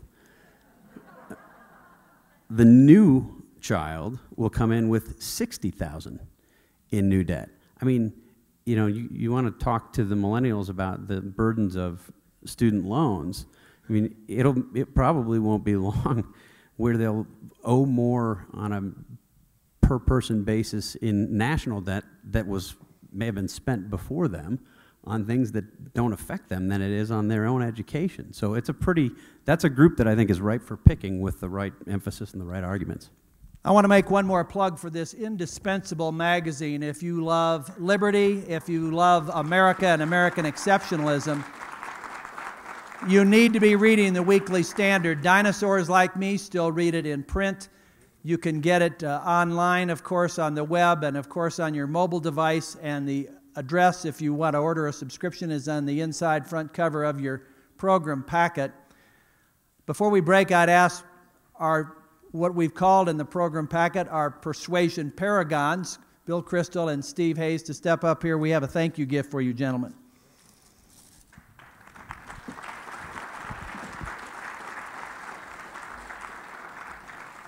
Centennial Institute wants the spirit of 76 to project forward to 2076, and that we see another centennial with America strong, free, generous, prosperous, innovative, not passing into the sunset. This 1776 Centennial Institute tie would look great when you put a tie back on, when you're not at the informal Broadmoor. Bill Crystal, we want you to have one, and Steve Hayes wants you to have one. We wouldn't mind seeing them nationally on Fox TV, but that might be asking a little much. So we thank you, Bill and Steve, so very much. Thank you. My name's Eric Tweedy. I'm from Bangor, Maine. Oh, face here, okay. You know, one of the things they were talking about in terms of being effectively persuading people of your point of view, and one of the things that occurred to me was at least two examples, you know, in real life, and one was Ronald Reagan, who was effective, and the other was Mitt Romney, who wasn't. And it seems to me that when you look at both those men and their situations, they were hauntingly similar. In 1980, Reagan was running against a failed President, Jimmy Carter. 2012, Romney was running against a failed President, Barack Obama. One was successful and the other wasn't. And both of them, their characteristics were similar in a sense. They're both handsome men. They were both actually personally very nice men, and they're both very accomplished. And they were both caricatured as being people that just weren't up to the job. In the case of Reagan, he was a little bit simple. He was potentially dangerous and naive. And with Romney, he was a rich guy who just, wasn't able to identify with people and so forth. But it seems to me, I think the big ingredient in terms of the success of Reagan versus Romney was that Reagan, he had passion. He passionately believed his ideas. He connected with them. Therefore, he carried them through their logical conclusion. And he was also winsome and very effective. And I think his passion for those ideas and his winsomeness rubbed off on the people, whereas I think Romney, in a sense, he didn't believe in them that deeply, didn't have the passion, and therefore he didn't sort of take them to their logical conclusion. Now, Reagan was a movie actor and a radio broadcaster before that. Eric, let me just do a follow-up with you quickly. Are you saying that this is something that all of us in our own sphere can try to bring in our own natural way, to have the passion that Reagan did that differentiated him from Romney? Because we might be tempted to feel, well, that was the great Ronald Reagan. How can you or I do that? Well, yeah, I think so, because I was just saying, I think both. I mean, Romney was very formidable in that sense too. If anybody had seen him at the Al Smith testimonial dinner, that guy could have put Jay Leno to shame. He was extremely capable. How do we do it? Right, but I mean, that's what I'm saying. I'm saying like one who did and one who didn't. I think the key thing there is passion. If you really believe in those things, and also the winsomeness of Reagan in the way he actually was positive, And so I'm just saying, I think those are helpful attributes. Thanks. And Bob over here is reminding us it takes a lot of practice. Even if you have it naturally, it develops more and more as you go along. Let's take a couple more and keep it to 60 seconds. Keep it kind of succinct. How about my friend Anil over here? Anil Mathai from Westminster, Colorado. And one of the things I heard is kind of consistent with what I said, is that we need to not dehumanize people in the argument. Well, a couple days ago, I was talking to some Democrats, and before we even got into party affiliations of Democrat and Republican, I said, you and I are fathers, husbands and fathers, and we have kids. And I believe the best way to have choices is not through the government, as your view is. I believe it's your responsibility. And if we start dehumanizing, we have the intellectual arguments, but we also have to understand that at the level ground, we're all humans. And when we do that, we're going to be much more effective. If we continue to attack like the 47% and generalize everyone in the same group, you're never going to win. We're just going to end up causing more distractions than discussions.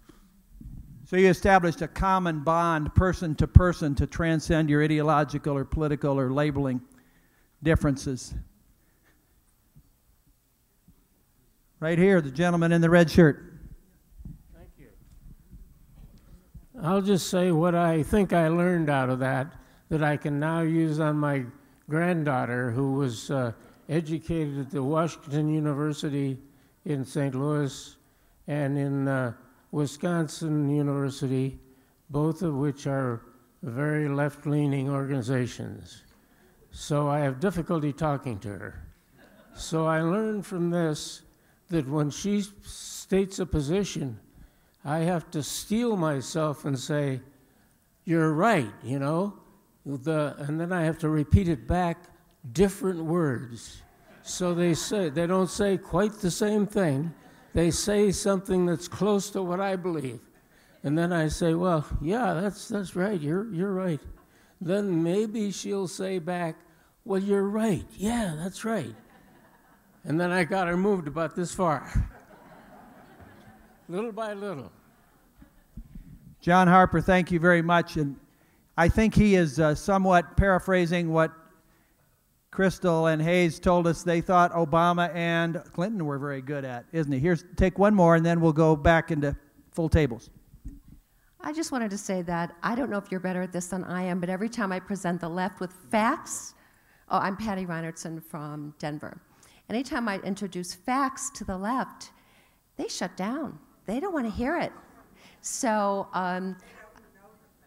well, they don't want to know the facts. But while I agree with Bill Crystal, ground your arguments in reality, I think what we need to do is not only ground our arguments in reality, but give them the why. You know, always the why. I mean, the whole, excuse me, I'm nervous.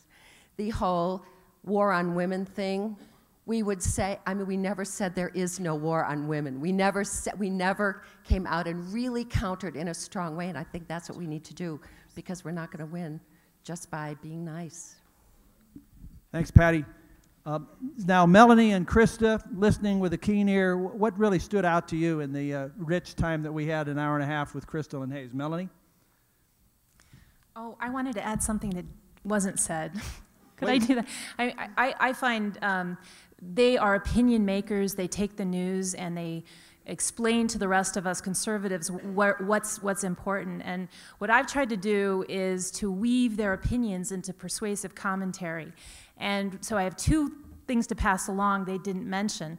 One of them is, I think we all feel as though politics now is kind of a team sport and that we're fanatics. And I know what it means to be a fanatic. I'm a Nebraska Cornhusker, and fan comes from fanatic. And people will just shut their mind down when they hear labels. So that's my one message, is try, and I always do. I didn't even identify Republican or Democrat in a column until like 18 months into writing. So I steer clear of the labels of left, right, progressive, Democrat, Republican. I didn't even identify Obama or even Romney. So second thing is, and then people will listen to you because they don't think you're attacking them or their faith. And then the second thing is, I think we all probably agree that the Democratic Party is a few notches to the left of where it has been historically. And I find it's effective to point out, it was John F. Kennedy who said, "Ask not what your country can do for you." There's several quotes on your handout, what he had to say about taxation. Wrote a column about Scott Walker and government unions, and FDR had a great quote about he was against unionizing federal workers.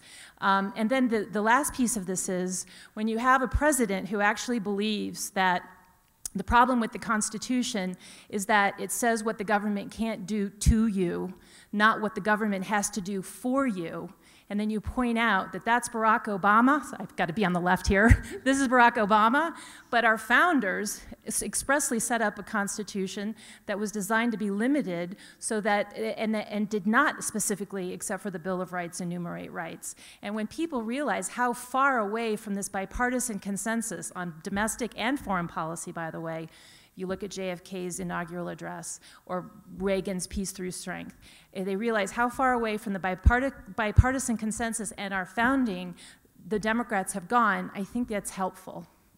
Another hand for the founding mother of the boot camp, Melanie Sturm.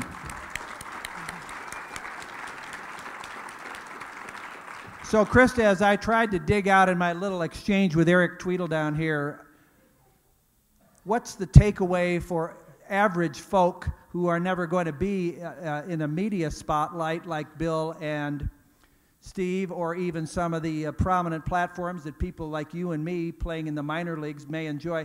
But folks who have bothered to come out and spend an afternoon digging on this thing and are about to go into an hour of very hard work, we're looking for takeaways that we apply to ourselves, right? To persuade that imaginary friend or neighbor. I asked everybody to think of that face and that name. Well, first I'd say is just two words: human face. And a woman down here was talking about how when she presents facts to her Democrat friends, they just get all defensive and they don't want to hear it. And that happens to me too. In fact, if I were to just sort of reel off facts about Obamacare, I know my liberal friends would be like, ugh, there she goes again. Instead, I say, you know, I'm scared. I'm self-employed. I have my own health insurance, and my policy is probably going to double next year. It's already gone up. It's a third higher than it used to be before Obamacare passed, and I know it has really good intentions, but there's a good chance I'm not going to be able to afford health care. And everybody here in this room knows somebody who's affected by it. So, you know, over this weekend, when you're at venues like this and you're copying down facts and you're reading facts, start to think about human stories, human faces to put with that. And we saw with Bill and Steve them doing some of that as they talked about what welfare does to human beings when they're on it, how it degrades them, how it steals their dreams. I think those are very powerful. I also want to reiterate what John Harper said, little by little. He used those words. I did not, you know, talk to somebody when I was, you know, a crazy, nose-ringed, platinum blonde-haired punk. At the age of 20, I didn't talk to one person and go, egads, you're right. I'm going to go change my registration today. It doesn't happen like that. It took a long time. It's almost, you know, I had to hear these winsome, compelling, factual, yet emotionally compelling stories for me to go, you know what? I can't believe this anymore. I need to start believing in human beings, in individuals, in liberty. I can no longer believe that government can solve all of our woes.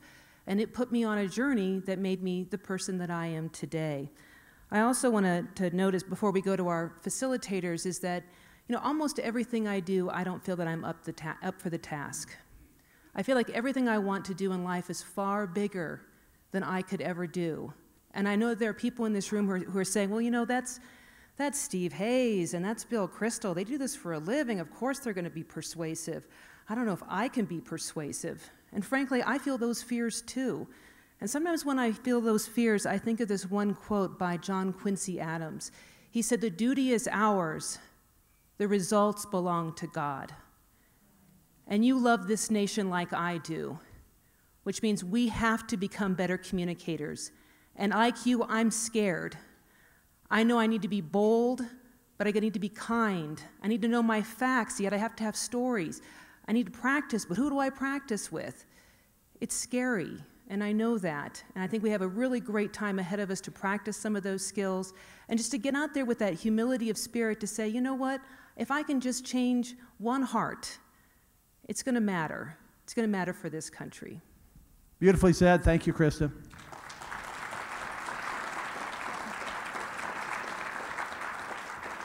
Now I want all the facilitators please to stand, and for the next hour to work, you're going to need to be at a table that has a facilitator who can kind of coordinate our learning experiences together. So if you're not at a table with a facilitator, pull your chair towards a table that has a facilitator on his or her feet right now. And we have our facilitator of facilitators, Rich Sokol, who is going to mastermind this next hour. Rich, would you come up and explain the process?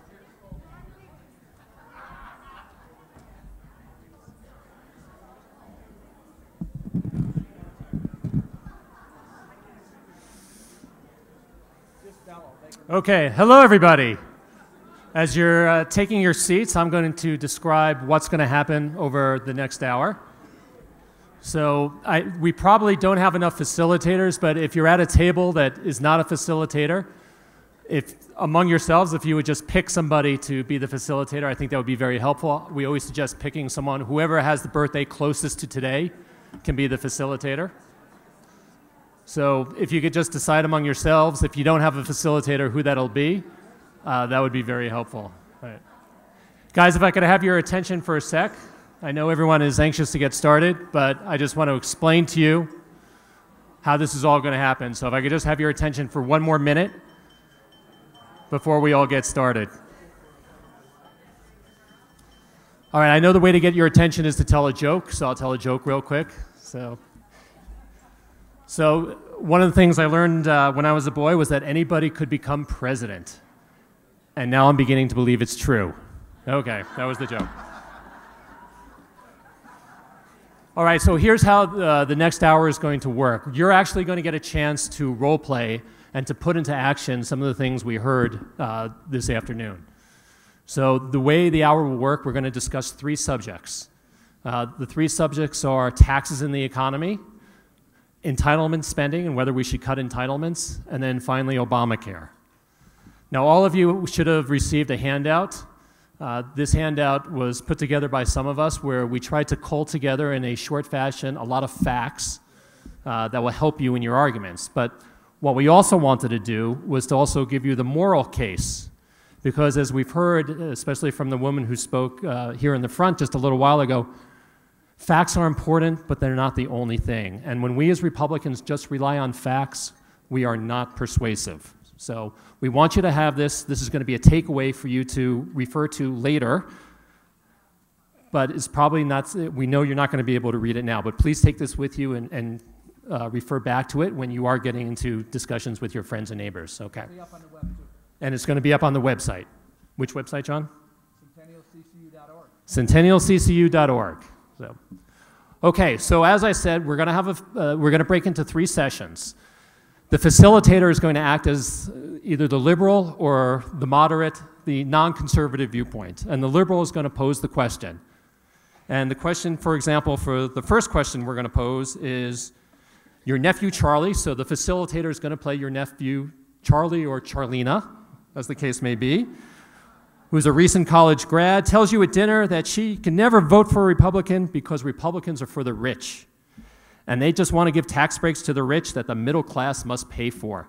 What do you say to your nephew Charlie? Okay, so that's going to be the premise. We're going to do this for 15 minutes. The facilitator is going to play Charlie.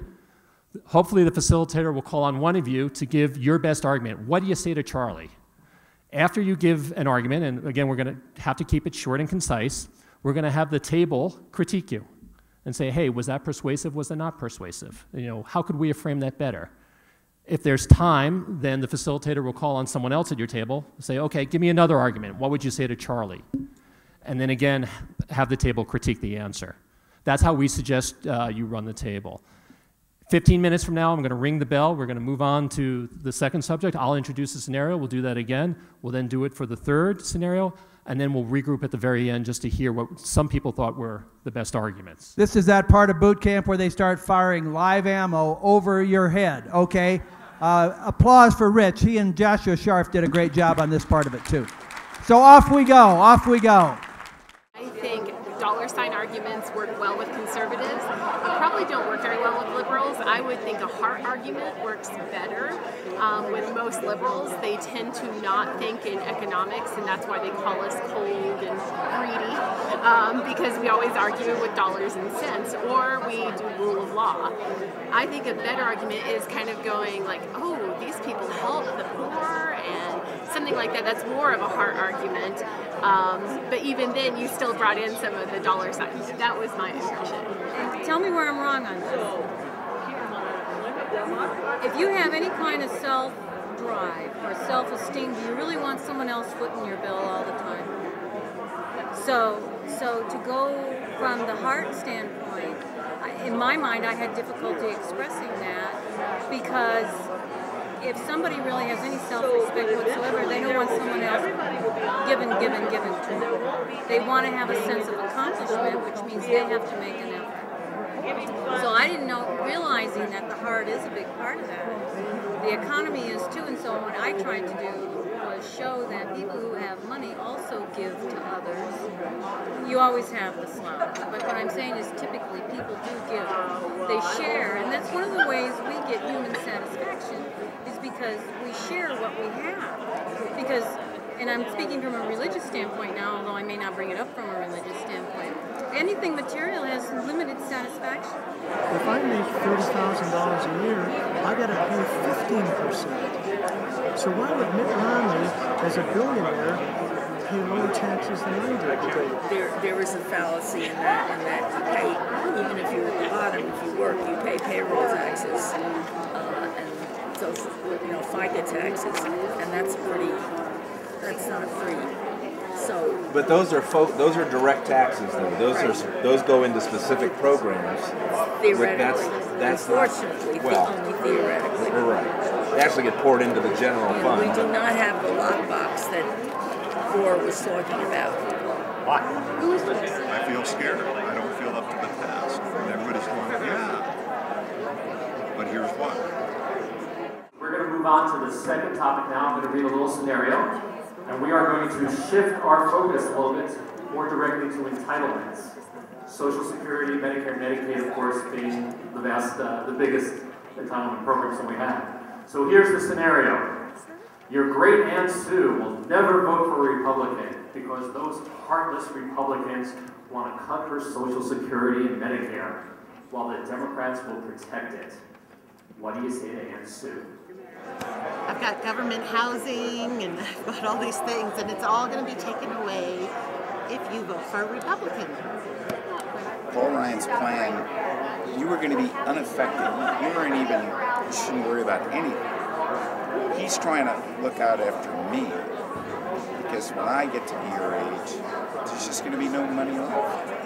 And I think that he's trying to fix the problem for me, my kids, your grandkids, and on down the line. But you yourself, I mean, I'm not really sure where you heard that it was going to be. As the Republican Party, we need to be more open and accept all those groups. So I can have my strong Christian beliefs, but it doesn't mean that I won't accept your niece or nephew, whatever the story is.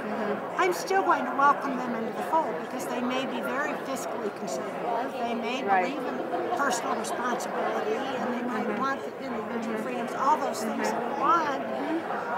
They just have different belief systems. Personally, I think the Republican Party needs to try to stop talking to social issues altogether. If we don't get our fiscal country in line, none of the rest of it's going to count.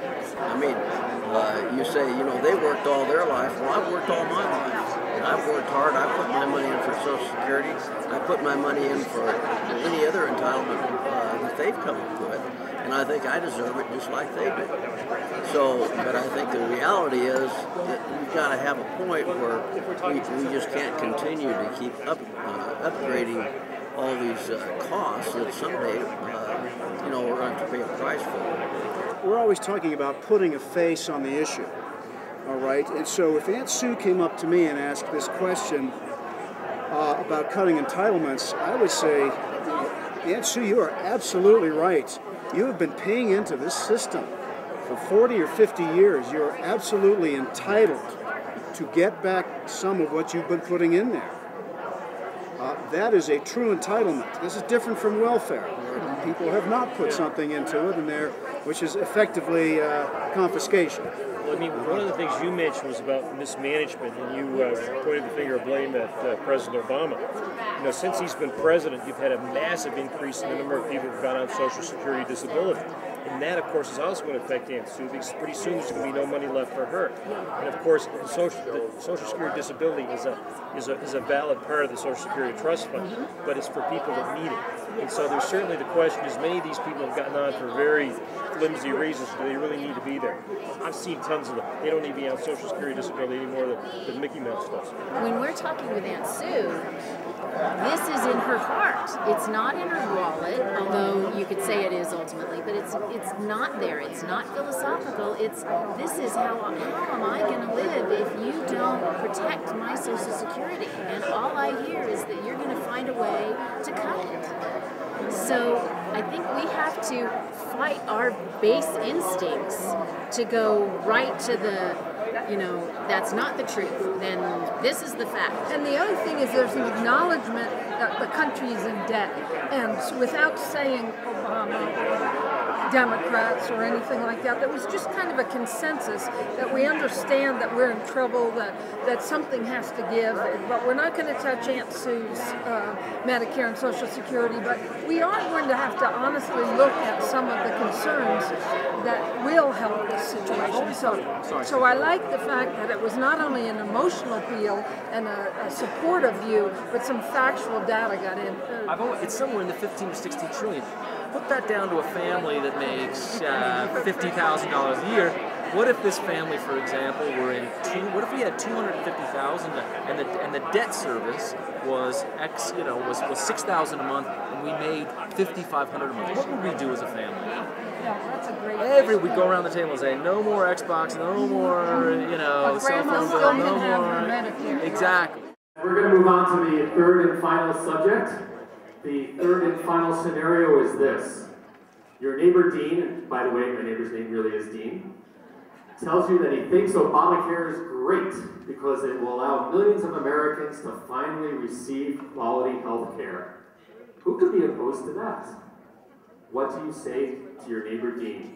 Small business is being picked on right now, and that's why our economy is not growing, simply because about 70% of the employees in the United States right now are hired by small businesses. Further, with Obamacare coming on board, that small businesses owners are guarded to hire new people because of potential fines if we don't pay. So this is we're really holding back from hiring new people. I mean, there are a lot of things that are going wrong, and a lot of people who can't afford health care, and we've got to do something about that. It's obvious. And especially the precondition that companies would drop somebody if they have a pre-existing condition. But this isn't the way to do it. A giant government program is not the way to do it for over 300 million Americans. Wherever it's been tried, it's been tiny countries, and it's only semi-worked for semi-periods of time. If we tried this in our country, do you want the same people whose drivers, where you go to get your driver's license, do you want them taking care of your health care? Do you want the same people who have bankrupted the post office and Amtrak taking care of this vital function, which means life or death? I don't think so. If you look at the failures of our government and the failures of big government, I don't want that for me. I want to be able to, and we see now that a lot of employers are dropping their employee health care because it's so expensive with this one-size-fits-all government health care. And it's just not going to work. And the whole Congress is scrambling, trying to figure out what to do about it. Obama is ignoring it. And I, for one, am not willing to trust my body to big government. I mean, as a business owner, it's putting me out of business, having to fund the costs of the insurance, and somebody gets sick or has some kind of medical procedure, they come out of it, and it's $200,000 gets spent in the course of 3 weeks. I mean, really. I mean, there's something wrong with that system. So the idea that our healthcare system, I think it's another example where we've been riding the course, and it's feeling pretty good for those of us that can't afford it and are in the flow of it. But more and more, it's getting out of control, not unlike our Social Security. And eventually, you do have to do something. Somewhere, it has to be reset. And so the problem is how Obamacare came about, primarily in secrecy, massive, overreaching documents and legislation, unknown, unfigured out in its funding sources. That's what makes Obamacare problematic. Not the goal that we should try and have health coverage for everybody. That's a worthy goal, but we need to figure out how to do it in a manner that works. It doesn't, just like it'd be a nice worthy goal for everyone to live in a mansion and everyone to take 6-month vacations. What's wrong with any of those things? They're all great things. You need to figure out how to be able to accomplish things. They don't just happen because you wish them so. Medicaid used to be for the poor, and now it's an economic level, income level 4 times that. So what that means is there's going to be way more people going into the Medicaid program, which was developed for people who couldn't otherwise provide for themselves, and they needed Medicaid. And so this is a very compelling argument I've used before. I have a liberal cousin who says this is the best argument I've heard. And it's basically that use a real story about Diamante Driver. It's on here. Diamante Driver was a 12-year-old Medicaid beneficiary in Washington, D.C., and he got a tooth abscess. And his mother couldn't get him an appointment with a doctor who would accept Medicaid, because fewer and fewer doctors are now accepting Medicaid, because the reimbursement is going down. And the same is true for Medicare, by the way. And anyway, the kid died of a tooth abscess that went to his brain, not because he was uninsured, but because he was government insured. We have to shift the way as conservatives we communicate, and we have to become like liberals. And by the way, we all fight it tooth and nail because we're so logic and reason driven, and it doesn't work, and it drives us crazy. Doesn't it drive us crazy? Because we say, how can you not see logic and reason? But you know what? They don't. That's what you're talking about, where you relate it to yourself and relate it to the other person. You talk about your personal stories instead of your, just, well, this is the facts, this is the facts. Well, yeah, those are the facts, but people don't want to hear about facts. They want to hear about what makes them feel good. You have been part of history. This is the first, but far from the last, Conservative Persuasion Bootcamp. Indeed, we're going to be doing one in conjunction with the summit on Sunday, the 28th of July. You have helped us create something that we're excited about replicating it, but please help us make it even better than it has been today. Fill out the feedback survey. Questions have been asked of whether, when you see this 76 tie on Crystal or Hayes on Fox News in the next few days, you can have your own, or for the ladies, a 1776 scarf. Those are on the Centennial Institute website for sale. CentennialCCU.org. CentennialCCU.org is that website. If you need an extra packet, we'll have that posted as a PDF on the CentennialCCU.org website. By Monday, you can download it from there. Now, on the inside cover of the packet, you see a quote from someone who, even if you do not follow him in his religious faith, he's got to be acknowledged as one of the greatest organizers and persuaders and convincers and messengers of all time. Saul of Tarsus, who renamed himself Paul, the small one, after he was humbled by an encounter with God. And Paul said, if the trumpet gives an uncertain sound, who will prepare himself to the battle? What we've been doing today is to prepare to make a trumpet call for freedom and limited government and American exceptionalism and those very same Judeo-Christian moral truths that no one can fail to hear and respond to. Some of us in the room follow the God that Paul followed, the God of Jesus Christ. Some follow the God of Abraham, Isaac, and Jacob. Some are still not sure.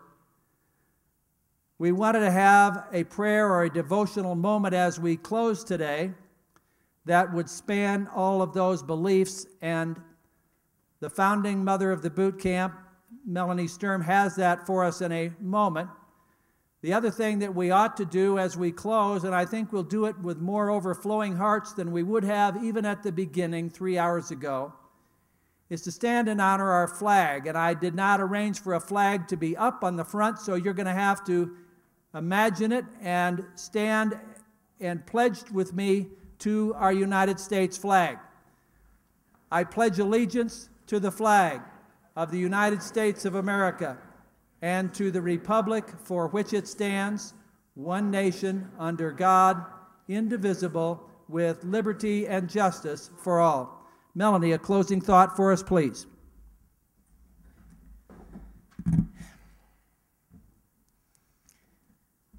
At the top of my website, I have a quote from Jefferson that says, if the people are informed, they can be trusted with their own government. And I have felt for the last, 5 years since Obama was elected, that, and probably before that, that we're living with the inverse of that maxim, that the people are not informed and therefore the government can't be trusted. And that's really apparent no matter what your party is. I think all Americans most feel that we lurch from crisis to crisis because not enough people are informed. And I believe that throughout American history, common Americans have proven, and maybe it started with Washington at the icy Delaware with his haggard troops, looking at whether or not to cross the Delaware. And several times since then, it was a question whether or not the United States would come into existence, whether or not it would endure. And I believe, and maybe most of you in this room would agree, that we're at such a moment now. And we don't have to rely on the Bill Kristols and the Stephen Hayes. We can look to ourselves, because it was Margaret Mead who said, never doubt that a group of committed and thoughtful citizens can change the world. Indeed, it's the only thing that ever has. It's us. And so I have adapted what John was talking about. I adapted a prayer that was so impactful to me when I heard it for the first time in Rosh Hashanah services about 15 years ago. I was able to commit it to memory immediately. And I have adapted it. I took out Jewish and I put in American. And it goes, help us remember our rich American past and keep us ever mindful of the bright American future we must secure and enrich. And may the memories of cherished leaders which guide our actions inspire us to lead lives worthy of remembrance. Amen. Melanie Sturm, thank you again. And all right, you're no longer boot camp trainees. Everybody is ready to go forth to the battle. Go home, take off your military garb, put your civilian clothes on, and enjoy the weekend. Thank you very, very much for coming.